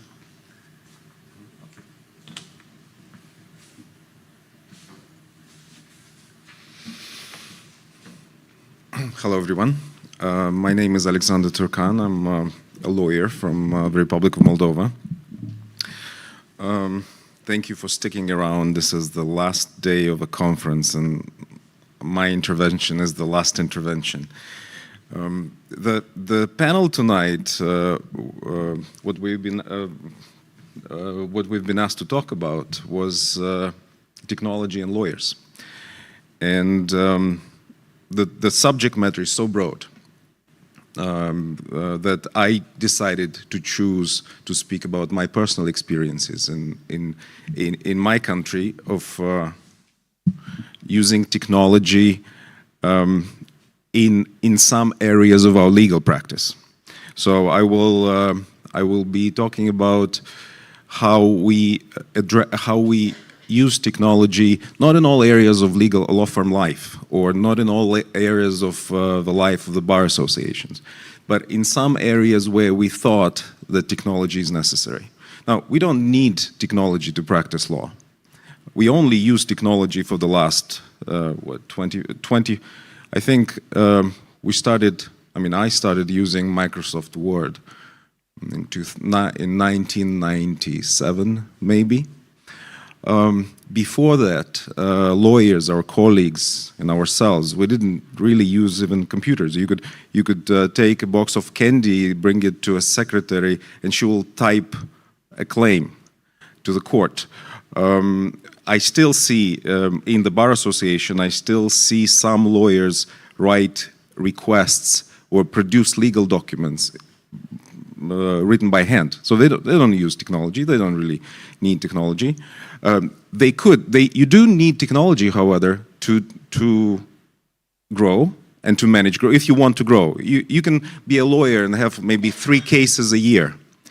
And yeah, maybe you'll need a computer for that. But you don't really need timekeeping software, because you need to invoice your client in some simple way. You can write it down maybe in an Excel sheet or just on paper, and you really don't need billing software. As you grow, and I'm speaking from my experience, this is when we were growing as a law firm. As you grow, at some point you realize, okay, we need to order tracking the time, right? We need to order tracking of time of lawyers, and for this reason we need to be able to have a system where they can all input their time, and not in separate files, but in one common system. And then you need to be able to differentiate the time by the client, by the contract type, by different hourly rates that you apply to different clients, and so on. So this is where you need technology. Basically, this is really about growth. Either you're growing even as a single lawyer, as an individual lawyer, you want to take more clients. So this is your personal growth. I mean, growth doesn't necessarily mean you have to grow a firm. We've had very nice presentations today from large law firms where that simply cannot exist without technology, because you have lots of people and lots of offices. You try to have a uniform service to the client. You have to do it with technology. But if you're alone, if you work as a sole proprietorship, so as a sole provider, and I have to tell you, in many countries, I don't know the statistics for Poland, but in Moldova, half of all members of the bar are sole practitioners. So for a sole practitioner, sophisticated billing software is usually unnecessary, even though it's advisable when the sole practitioner decides to have more clients and decides to make its time more efficient. So really the two important things that technology does is helping you as a lawyer to manage your growth, and also helping you as a lawyer to be more efficient. Instead of servicing 5 clients a year, technology will help me service maybe 50 clients a year or 70 clients a year. Then maybe join with somebody else, and then together we can service 100 clients a year. And then we need to be able to record our time. We need to be able to produce documents faster. For this, we need to be able to save documents. We need computer processing, but also we need other software. Now, let me go back to my presentation and explain the kind of growth situations we had to deal with and how we addressed it with technology. So, I think it's like this. Because I will also be speaking about the bar, so I'll give you just a very short 2-minute introduction of the Moldovan Bar Association. So we are one national bar association. We have today about 2,300 active members. In 1996, we were 300. So now we have 2,300. There's an example of growth. So back in 1996, when we were 300, it was enough to just hold one meeting in a room like this, maybe a little bigger than this, and, for instance, vote things by hand or decide on things by hand. When you are 2,300, this is more complicated. This is where a bar or an association of lawyers will need technology, and we'll talk about it a little later. So our national bar is divided in 4 regional bars. Our largest bar has 85% of all people in the national bar. So now we have another example of growth. So you have small organizations, 3 small bars there, from 50 to 200 people. When you have a small bar, you don't really need technology. And from what we see, the way general meetings of the regional bars are organized, they don't really need technology to conduct their business. For the larger bar, for the Chisinau bar, which I represent, we have been fighting for almost 10 years. We've been advocating to the government to allow us to transition to use of technology within our activities, and we have managed to finally succeed in that. Another example, again, speaking from my practice, of something that we as lawyers often do, and we wanted to to do it at a larger scale and more efficiently, was our platform, the Java platform, which is what we call the online legal empowerment platform. It started back in 2014. It's still going on. Today, it's a platform that is servicing for free. It's free, free information software. About 1.2 million anonymous users. And we've managed over all these years to involve about 300 lawyers to participate on that platform pro bono. The only way to do it was to do it with the use of technology. All lawyers, we all do pro bono work. Even when a client friend calls and says, how about, asks you a question, it's also pro bono work. Because, yeah, you don't bill the client, but you help him with your advice. Of course, there's the typical pro bono where you need to help vulnerable people. Different people, different firms address this in their own pro bono in their own ways. Some lawyers just don't do at all. And there are other lawyers who are maybe nice people, and they really take everyone who wants to talk to them about legal issues. So they will eventually spend a lot of time on pro bono matters. Now, back in 2014, we thought, how do you do it? How do you do pro bono in an effective way? We've tried to organize client pro bono meetings with clients, and we realized that when you have to set up an appointment, when you have to spend time and invest time in listening to the client's problem, you have to spend time to explain the problem.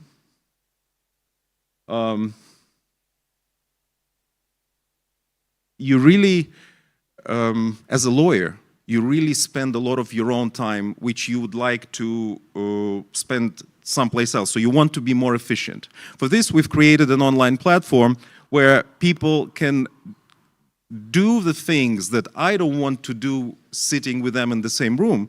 They can do it on their own. So they can go on the platform on their own, they can write the problem on their own, and they can describe it in a particular way. They can take the time to describe their problem. They could maybe write it in 20 minutes. And I don't need to be sitting in front of the lawyer, in front of the client for 20 minutes to listen to the problem. So that's an example of where we use technology for efficiency.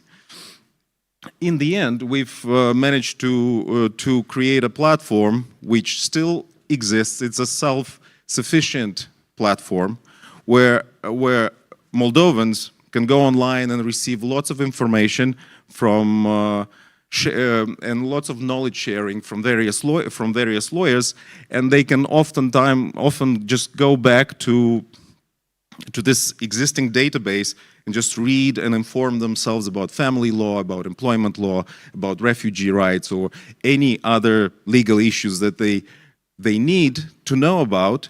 And you as a lawyer don't even need to spend time on it anymore, because all this information is available, and it's available in a very client-friendly or user-friendly way. So that's another example of how we decided to use our time efficiently. We've invested some time in the platform, but now it really allowed us more time to do our main thing, is actually focus on the legal practice. The one thing I wanted to share about this platform, again, in terms of using technology, to me as a lawyer, when I talk about technology in my legal practice, I want to say that I want to be able to sell legal services online. Yes, I need technology to manage my time. I need technology to manage my relationships with the client, to produce reports, but this is administrative stuff. What I really want is to provide a service and charge for this service fully online or like in a digital matter. So we've taken our existing platform, the Pro Bono platform, a little further, and we said, because we also saw we had client feedback and people, I mean user feedback, not client, because these people are users, they're not our clients. So because lots of people, after they receive some primary legal information, they want to learn more, or they say, I'm prepared to pay for legal advice. Okay, so if you're prepared to pay for legal advice, you need to create infrastructure where a lawyer can sell the legal advice through the platform. Well, the point of my presentation today is we've tried that. It's difficult. It's very difficult to make this as a successful project. I mean, I would be interested to see if anybody else, maybe in another country, had a positive experience. But from what my conclusions, my lessons from this kind of an experiment was that people come with, they're desperate, they come with very complex matters, but they're prepared to spend very little money for it. And when somebody is committing little money to an important problem, a lawyer, there's very little motivation for a lawyer to take upon a case like this. Unless it's a strategic litigation for a particular case, unless a lawyer wants to get involved in a particular pro bono case. But if it's a routine situation, which is it's a big legal mess, even though you try to do it online, it's very simple to organize. Lawyers don't really, at least for now, they're not ready to provide legal advice in such a way. This was our finding in our country. Maybe in other countries it works a little differently. Another thing that we had to deal with in the legal community, so in the bar, is this electronic voting. I understand it's being used already in some countries, but really in most countries of Europe, lawyers and bar associations, they still do not use electronic voting and still organize things in the old traditional way, where you gather in meetings and really waste time. What we've experienced, this was part of the growth. This is because the bar was growing and we really needed technology to help us organize ourselves properly. The bar was growing, and when you have 2,000 people who need to show up to a meeting, and you need 50% for quorum, so you need actually at least 1,000 people to show up. And when only 700 people show up to a meeting, you just feel like it's a big waste of time for all those 700 people that showed up. Because you cannot have a meeting because there's no quorum, and then there's general, it's starting to build a lack of trust in the organization among the lawyers who commit the time and spend the time to come to the meetings, for instance. So starting about 2013, we came up with draft legislation to allow for the Ministry of Justice and to promote a law to allow us lawyers to have online meetings. Really, it took us about 7 years to lobby this law. Well, ultimately, once it was implemented, even the most non-tech savvy lawyers were able to use software, and they have provided excellent positive feedback. That, in other words, technology has helped us manage the growth of the bar in such a way that people get more precise results. You have more voter involvement. Online voting has, if before elections, for instance, or general any kind of voting would happen on a second convocation of a meeting. In many countries, there's this rule that if you don't have a quorum for the first time, your second quorum is a reduced quorum. So most decisions were usually made in a reduced quorum, so decisions were made by smaller groups of people. Technology allows large groups of people, in our case, allows bars to ensure voter participation to a much larger scale. And we've noticed that once we've introduced electronic voting, we've never had less than 50% participation in meetings. So this was, to us, this was an extraordinary result. Even last week, we had an annual meeting of the Chisinau Bar. We had to elect some people, a few delegates to the Licensing Commission, to the Ethics Commission, to the Audit Commission. We've done this electronically. Everybody was happy. Participation was 55%. Results were very democratic. People accept technology. They trust technology. Initially, we were very worried that they will, and in truth, there were some suspicions that maybe you shouldn't trust technology because servers can be manipulated, voting results can be manipulated, but ultimately we've realized that all generations of lawyers in the bar, they accept that, and they are happy with the way how the organization is modernizing, how you use technology in the modern life of the lawyer.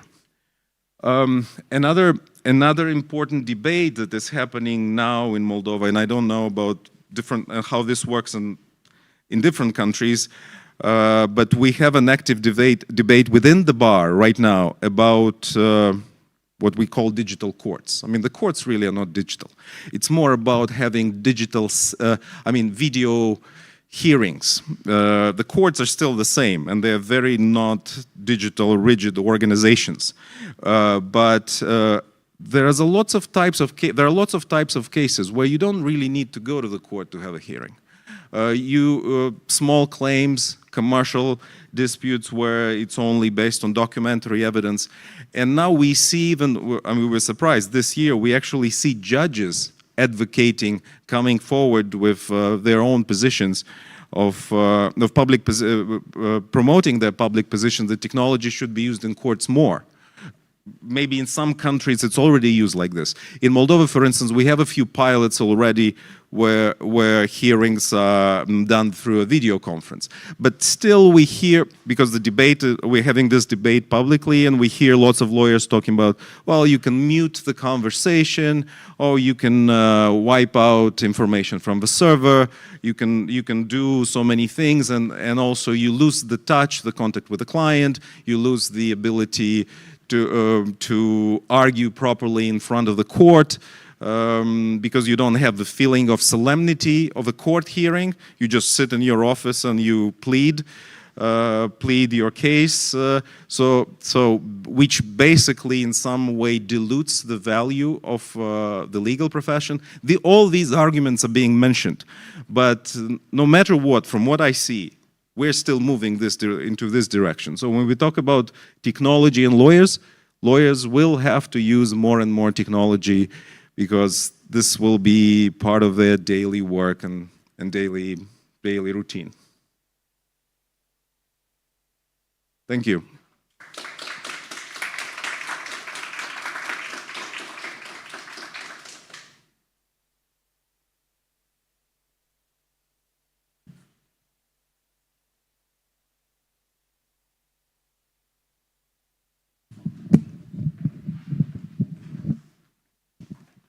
Okay, time for a panel, which will be smaller than previously.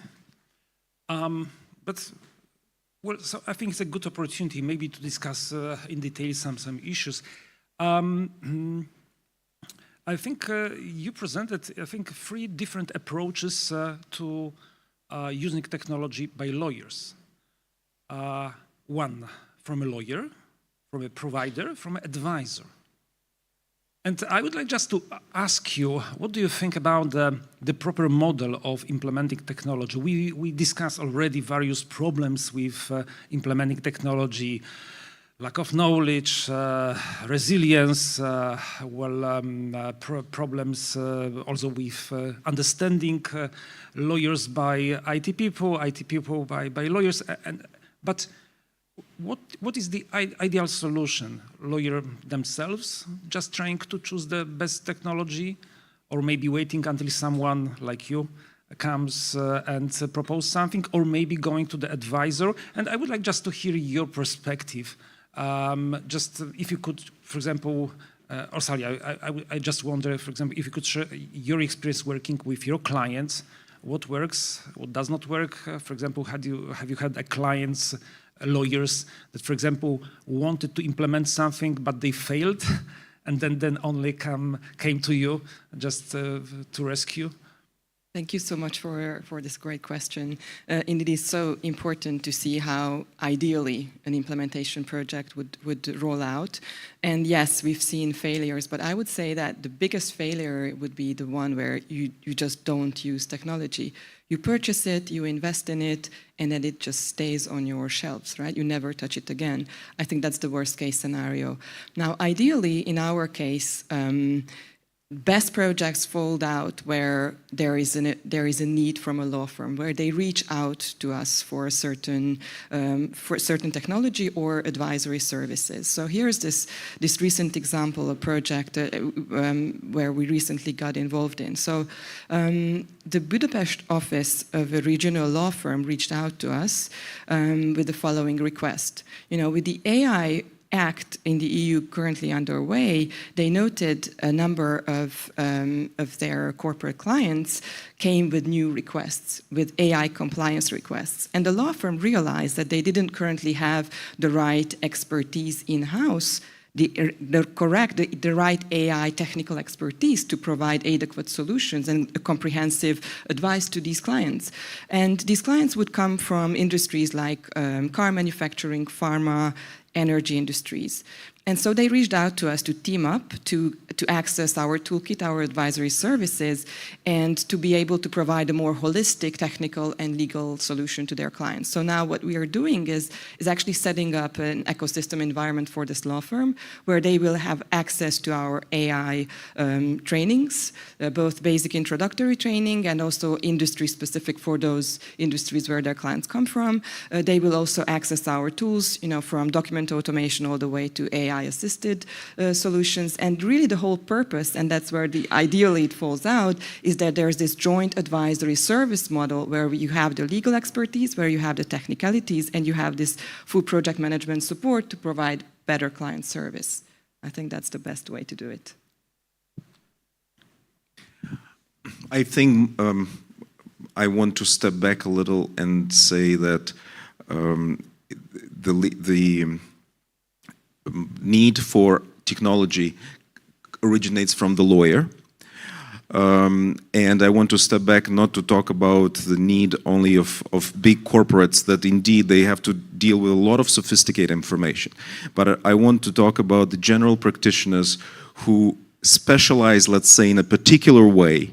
And because they do, let's say, a divorce lawyer, typically a simple situation. And then they do it so many times, and then they really see where the inefficiencies are. Or if you're a maritime lawyer, I mean, all you do is you arrest ships in the Mediterranean.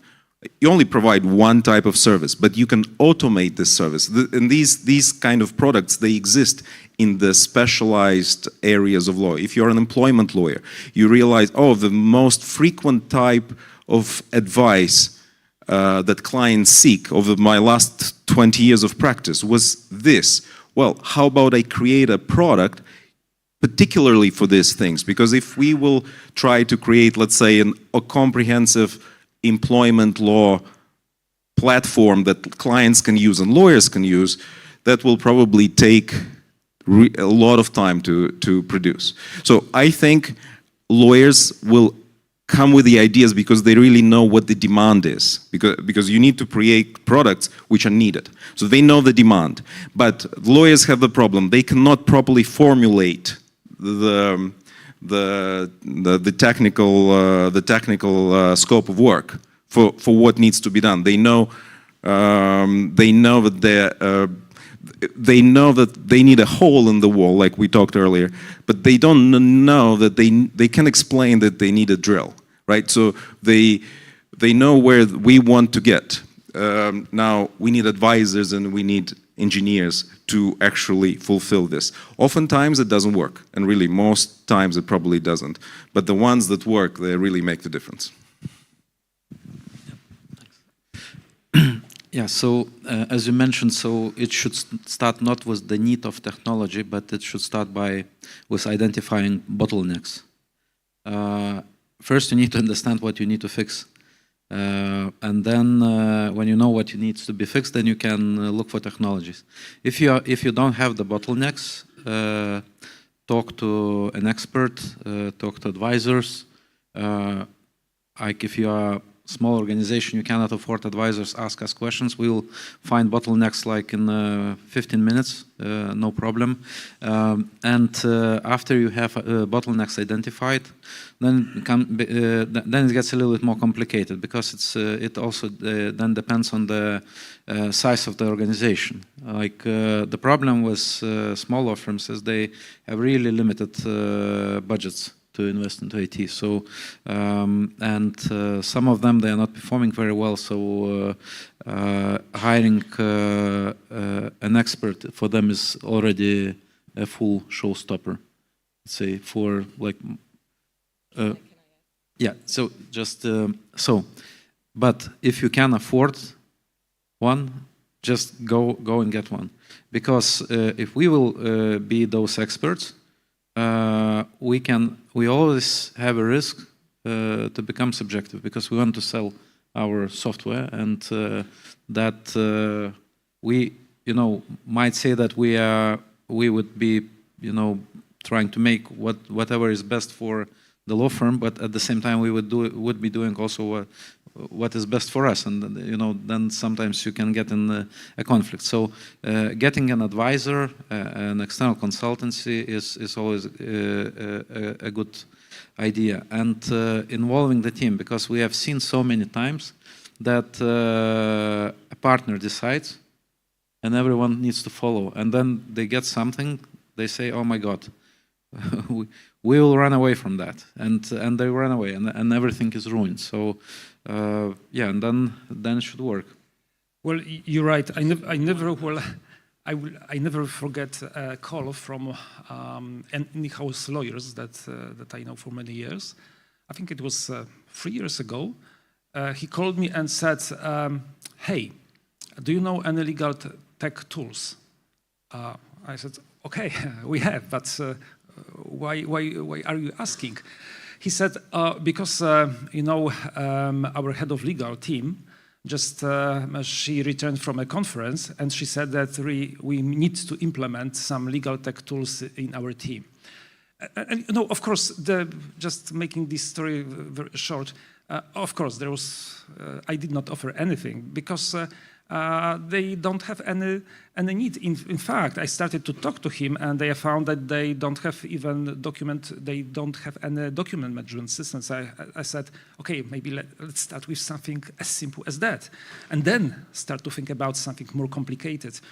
So I think that quite often lawyers are driven simply by the need, to have a technology. They don't think about their needs, and they don't really think about the needs of the clients. Well, frankly speaking, I was very interested by the example that you gave about this platform for free of charge legal advice. I think it's very interesting experience. I think there is various platforms of this type in the world. I think in Poland we also have a platform like that, but free of charge advice is only if someone agrees for that. Otherwise, it's always there is a fixed price for a specific type of advice. But it's a good example how I think lawyers might be proactive, because it was, I think, a great experience even to test what are the needs of the clients, what might be offered, maybe just to meet their needs. Different lawyers have different motivation to get involved in platforms like this. Some lawyers, especially younger lawyers, they want to promote themselves. So some people just want to do pro bono, just want to help. And those who want to help, they have a simple way of doing it. Other lawyers really want promotion, and you can get this promotion, but in exchange, you donate your time by donating your advice, your knowledge for the general use of the general public. So because the platform really allowed mixed use, mixed motivational use, some people wanted to do both promotion and pro bono. Then we found this to be really quite welcomed by the general public. But the other problem of this is really people are used to free information. And once they're used to free information, it's really difficult to start monetizing and converting to them starting to pay even a little bit for the advice. That's a different kind. That would be a different kind of activity. Still legal activity, but I mean it's an experiment. Okay, Orsalia, did it happen to you that, for example, a potential client or a client called you and said, well, we need to implement something, and in result, you advised completely something different, or maybe not to implement this tool, but maybe different, or maybe resign from the implementations, and you suggested something different? Well, exploring the need is definitely the key, right? Whether the lawyer or legal team already is aware of the need they have, or they need help with that's a question. And I think that's also ties with how much work we do free of charge or pro bono. I think the exploring the need part is clearly something that you do as a sort of a free service, right? It's kind of like holding your hand, or kind of, this is how I can help you do your step 0. And then once you identify that, you clearly go deeper into what exactly is that in internal collaboration. Is that something that it's needed internally for the team, or it's a client-facing need? That would be the second step in our case, where our discussions would lead. Whether that's a law firm, do you need more collaborative platforms? Do you need more matter management? And that's typically matter management is a good place to start for us, whether that's a law firm or an in-house legal team, because you need a space that is your shared brain, where you put in the data and you want to make sure that you get good quality data out of that. And then the next step is, so getting right the internal collaboration, matter management, that's step number 1. Next step is when you consider how you deal with your clients, whether they are internal clients, in an in-house counsel role, you deal with various departments, sales and procurement and whoever departments you have in your organization. With law firms, of course, you have your clients, corporations, private clients. And how you deliver that service, how much addition you can get from technology, it will depend on the type of work streams that you have. But I think contract management is a great one, where even law firms, I think, didn't really tap into that. If you can provide your corporate clients with some sort of a contract management support, it's sort of a due diligence or audit, right? But you can do that as a law firm without needing an M&A project. You can just help your clients get their data and contracts ready or more accessible. Okay, so it's, yes, this process, this step of assessing the needs is very important. Aidas, and what is your experience? For example, if someone invites your salespeople, do the lawyers really know what they need? Or, for example, they know, they made already decision to purchase your product, or simply they are just looking Well, actually, it was very interesting comment when they invite you. So we rarely get invited, but we have inbound leads, which means that people are coming, registering on the platform. We are contacting, and then we have quite good conversations. But there are different stories, and for us, the most important thing is to have common understanding how we will generate a value the law firm after they will be on our platform. Because if we cannot agree on that, and if both sides will not be able then to measure the result and conclude that this was basically what we needed to achieve, and we managed to achieve it. So there is a very high chance that we lose the client, because very often I hear that Legaltech is actually something awful, because when you get a system, you need to work for the system. And when you hear that, it means that the system doesn't do the job, because it loads you with something that doesn't pay off, obviously.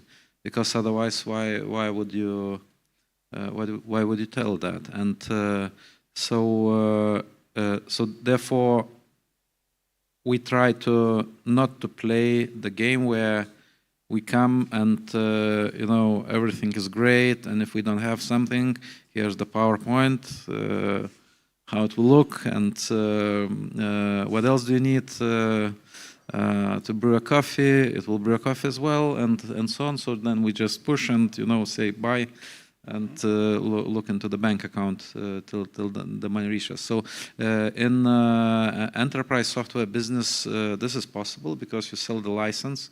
And the aim is to grab as much as possible, because it's just one-time business plus then maintenance. And also, it might be even better for the business if you, let's say, are not very. If your implementation is not very good, because then let's say you can ask double money, let's say, just to make it work, and it will take another year, and so on. So in SaaS business, if you made a wrong turn, you lost the customer. And that's it. Okay. During your presentation, you said about the problem, the question that is always asked. Okay, if I am more efficient, then I will bill less. So I will not earn as much money as I earned before. So it's a clear loss. And once I heard a story about a US attorney, who in fact is an example why it doesn't need to work in this way. It was an attorney, specializing, I think, in the family law, and especially in divorces. And I will understand divorces in the US are quite expensive. So she decided just to create a set of templates that might be used by anybody and might be downloaded. So she noticed that there are a lot of people downloading these materials. So she decided to invest in a small automation. So it will be these templates will automate in such a way that you may simply fill your details and then download ready a set of documents. And then she started to receive a lot of requests from those people saying, okay, I download it, I fill it, but still I don't know what to do it, or I need my situation is slightly different than in a template. So she started, in fact, to grow her business, just traditional business, based on these free of charge automated templates. And then she offered templates as a product that the templates with added support of a lawyer in packages, 10 hours, 20 hours, or unlimited hours. Of course, the price is rising. And it proved to be extreme success, so she repeated this model in a few states, and in this way she built a successful legal tech business, in fact, starting from a very small automation. So I think it's a very good example showing that the sole fact that you create some automation and you're doing something counter intuition, because you are selling, in fact, your know-how for free, but in fact it may grow your business. So I think that legal tech might be useful even if you do not see the direct benefit. Do you agree with me? Well, as an engineer, yes. But and actually in most of the cases it is. Because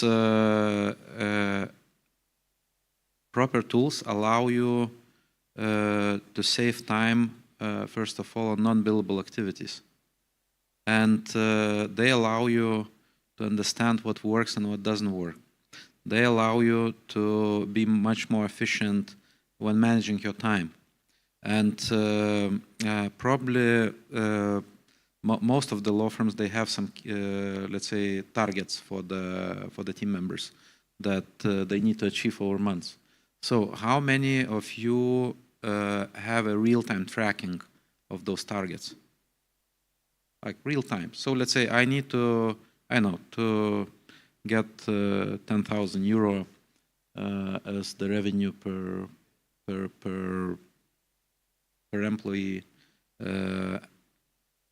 during the months.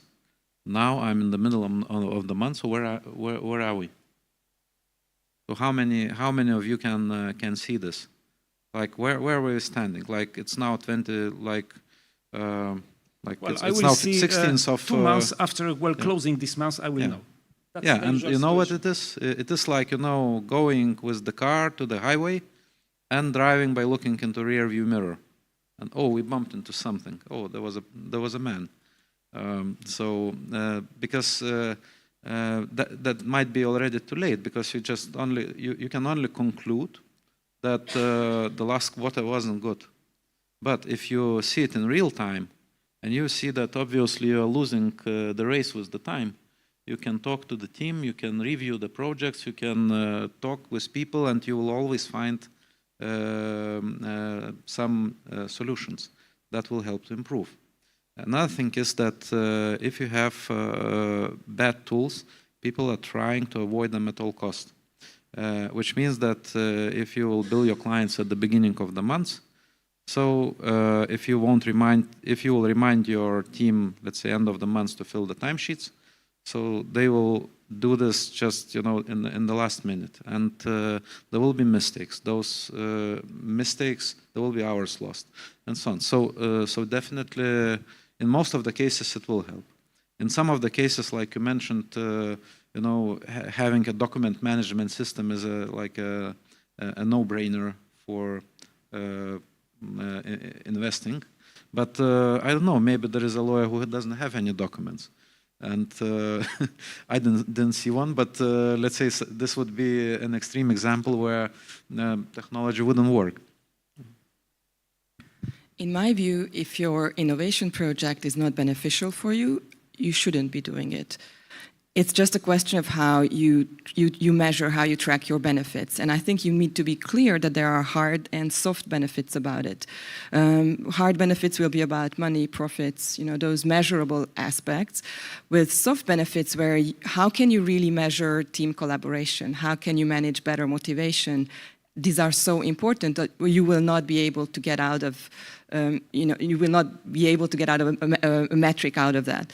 And still, you should only be doing that if it's really beneficial for your team, and clearly tracking that. And that already leads to a project to me. Like tracking the need, like what sort of technology you need. That is pro bono, figuring out what is step 0, but building up a new strategic plan for your next year or for maybe 3 years. And I'm not sure we can plan ahead for 3 years these days, but that's already a project where you need your advisors and your technology tools and your teams internally, maybe juniors involved as well, marketing involved. How are you going to make profits out of that? So it's teamwork, but it needs to be beneficial for you at the end of the day. Well, in that example, to me, technology in the legal practice is not when I used to bill a client 4 hours a day, 4 hours, and then I create a tool, and then now I just bill the client 2 hours. It's about that now with that tool, I can build 10 other clients for the 2 hours. So now instead of billing 4, I can actually do 20. So that's the idea of the efficiency. And it only makes sense to invest in technology when we can reach such efficiency. Otherwise, there's no point. Not every aspect of the legal life or of legal practice needs to be transformed in technology. That's true. I think it's important to say it at the end. Are there any questions? Okay, we have a question.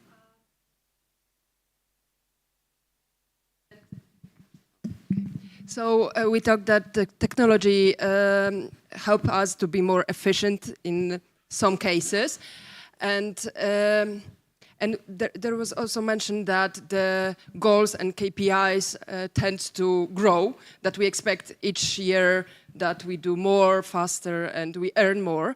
So my question is, are you not? It's not technical question. It's more like I don't know, psychological question. Are you afraid, maybe you thought about this, that we will have more tasks, more decisions to make, and we will be able, from the technical point of view, deal with more and more cases, but we have our human limitations. For example, like there are cases which are very, I don't know, I can imagine myself, that take a lot of pressure. The big amounts are involved, or maybe some personal issues, and that we will be burn out more quicker because we could do more cases, but we as a human are not prepared to do that. Well, I'll answer as a lawyer, of course. The use of technology has increased response time and communication time. Before, older lawyers used to remember the good examples when they would typewrite a contract, put it in an envelope, send it to a client for review, wait for 2-3 weeks for the client to respond with a review. Now with emails and with the software, you're expected to draft the contract by tomorrow, and the client will also most likely come up with a review in the same day, and you have to produce a final draft. And then you have to do 20 other things for different other clients. Right, that's difficult. Technology is only there to help lawyers work faster, but then lawyers should really choose their own pace of work, I think.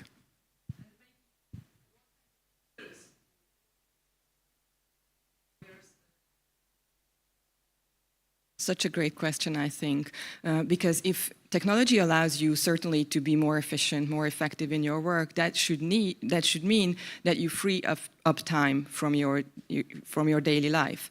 And you should be very conscious of how you invest that amount of time. I don't think it should be invested into more work, right? I think it needs to be invested primarily into your relationships, your human relationships, your family relationships, your friends, and then also into your colleagues, of course, but then clients. Who will create those client relationships, who will come to you for those great projects that you can do with great technology if you're not building that up? And I think that's a great way of what you're doing with your people. You know, if they are not into technology, what will they do? Well, they can just go out and build trustful relationships that will work out on the long term. And that's a very important question to me personally. You know, the way we market investee legal tech consultancy is all about humanizing technology in law, and that's exactly what I mean. Like, you should be building up those human relationships. So. Well, actually, technology must not be, you know, this wheel where the squirrel is running, and the faster you run, then the faster spins. Actually, many law firms, they have fixed salary and bonus on top based on the result. So basically, bonus is paid based on the result the lawyer has achieved. Lawyers have targets to reach. They have own targets, basically what they need to run the economy, and they expect to earn some money. So what happens if you see your actual result at a time when you can only conclude what happened? So you say, okay, I was expecting this bonus, the reality is this. If I continue like this, then I'll run into trouble with I don't know, was the bank who gave a loan for the house, or was a wife, or what, like there is like few different sources for trouble. So what will you do? You will double the speed, and this is the way to burnout. if you can see how you're doing, if let's say if a partner can see what is working for his team members, for the firm, what is not. Why, let's say you have a client that for the same topic requires 3 times more hours than the other client. Why do you spend 20 hours for the client that is able to pay 100 euro, and there is a client, let's say, trying to break through the door and is ready to pay 250 because there was like another deal and so on. So it's not about making people work, let's say, 25 hours a day and then like when they're not able to run anymore, shoot them.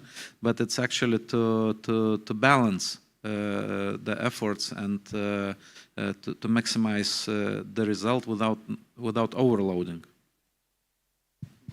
I just want to talk about the other extreme, and of course, law firm managers will want more result, and they will want lawyers to be more and more involved in work. I believe some firms in New York, which are very known for being very demanding of lawyers, they have built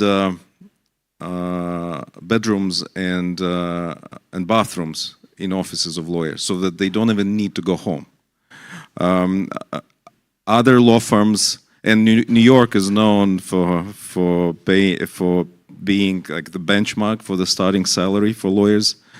Other law firms in New York, they say we pay that much as a starting salary, or we decided to increase the annual salary for the younger lawyers with this much because the rents on Manhattan have increased, and we need to make sure that our lawyers live close to the office. So the managers so that they can afford the rent close to the office and not in other parts of New York. So the managers of office, there's always going to be this dilemma.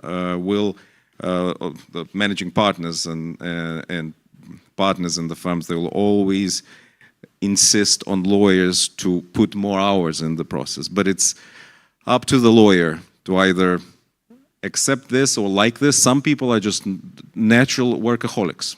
They will work that. They like this kind of system. And others who don't, they either find their own pace, which works within the firm, or they go to some other place. Or they set up their own company, so their own law firm, or they quit the profession. All things work. I think it's a very good summary. Well, the question and the last question and the answers that legal technology is maybe to save the lawyers and as well to save the human face of the lawyers and to give, in fact, us the chance, well, to find finally the balance between chargeable hours and private life. Thank you very much. Thank you, the audience. Well, okay. Okay. There is last questions. Small questions. Alexander, thank you for your presentation. And I'm wondering I have one question. Did you analyze impact on sales for services of lawyers by the platform? Because for me, it's mystery why bar association don't make their own marketplaces, because you have contacts, you have even attention of society, so it's the perfect conditions for making such services. And I really hope and sure that your success does in terms of these conditions. So please share this cool experience. I hope that other bar associations also will inspire and maybe launch their own. Thank you. Okay. Thank you. There was not a question, right? I mean, I thought at the beginning there was a question about measuring success of the selling online. We still do. I mean, the option of trying to sell through the platform is still there. It's just that we really cannot match the demand for complex, cheap legal services to the willingness of the lawyers to really take upon themselves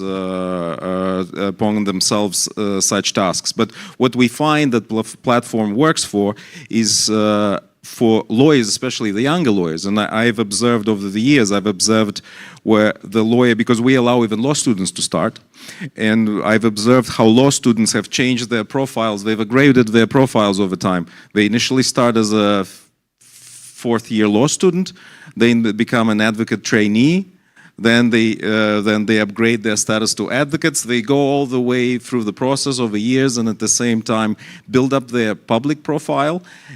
And really, by the time when they become members of a bar, full members of a bar, they already are known by other lawyers and by the general public. We also use this tool for recruitment.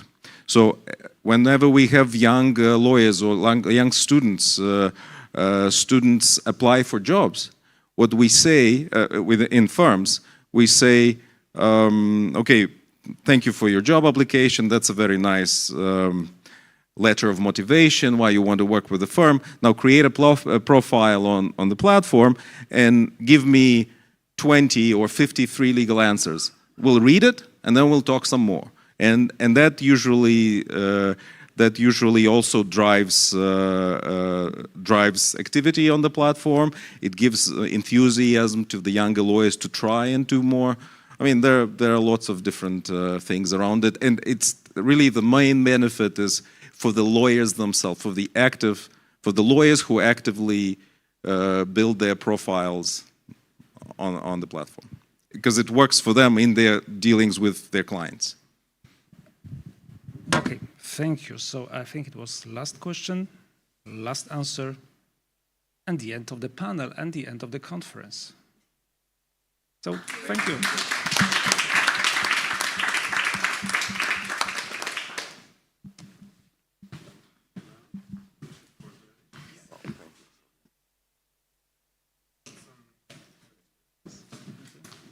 Thank you. Thank you. Thank you. Finally, great.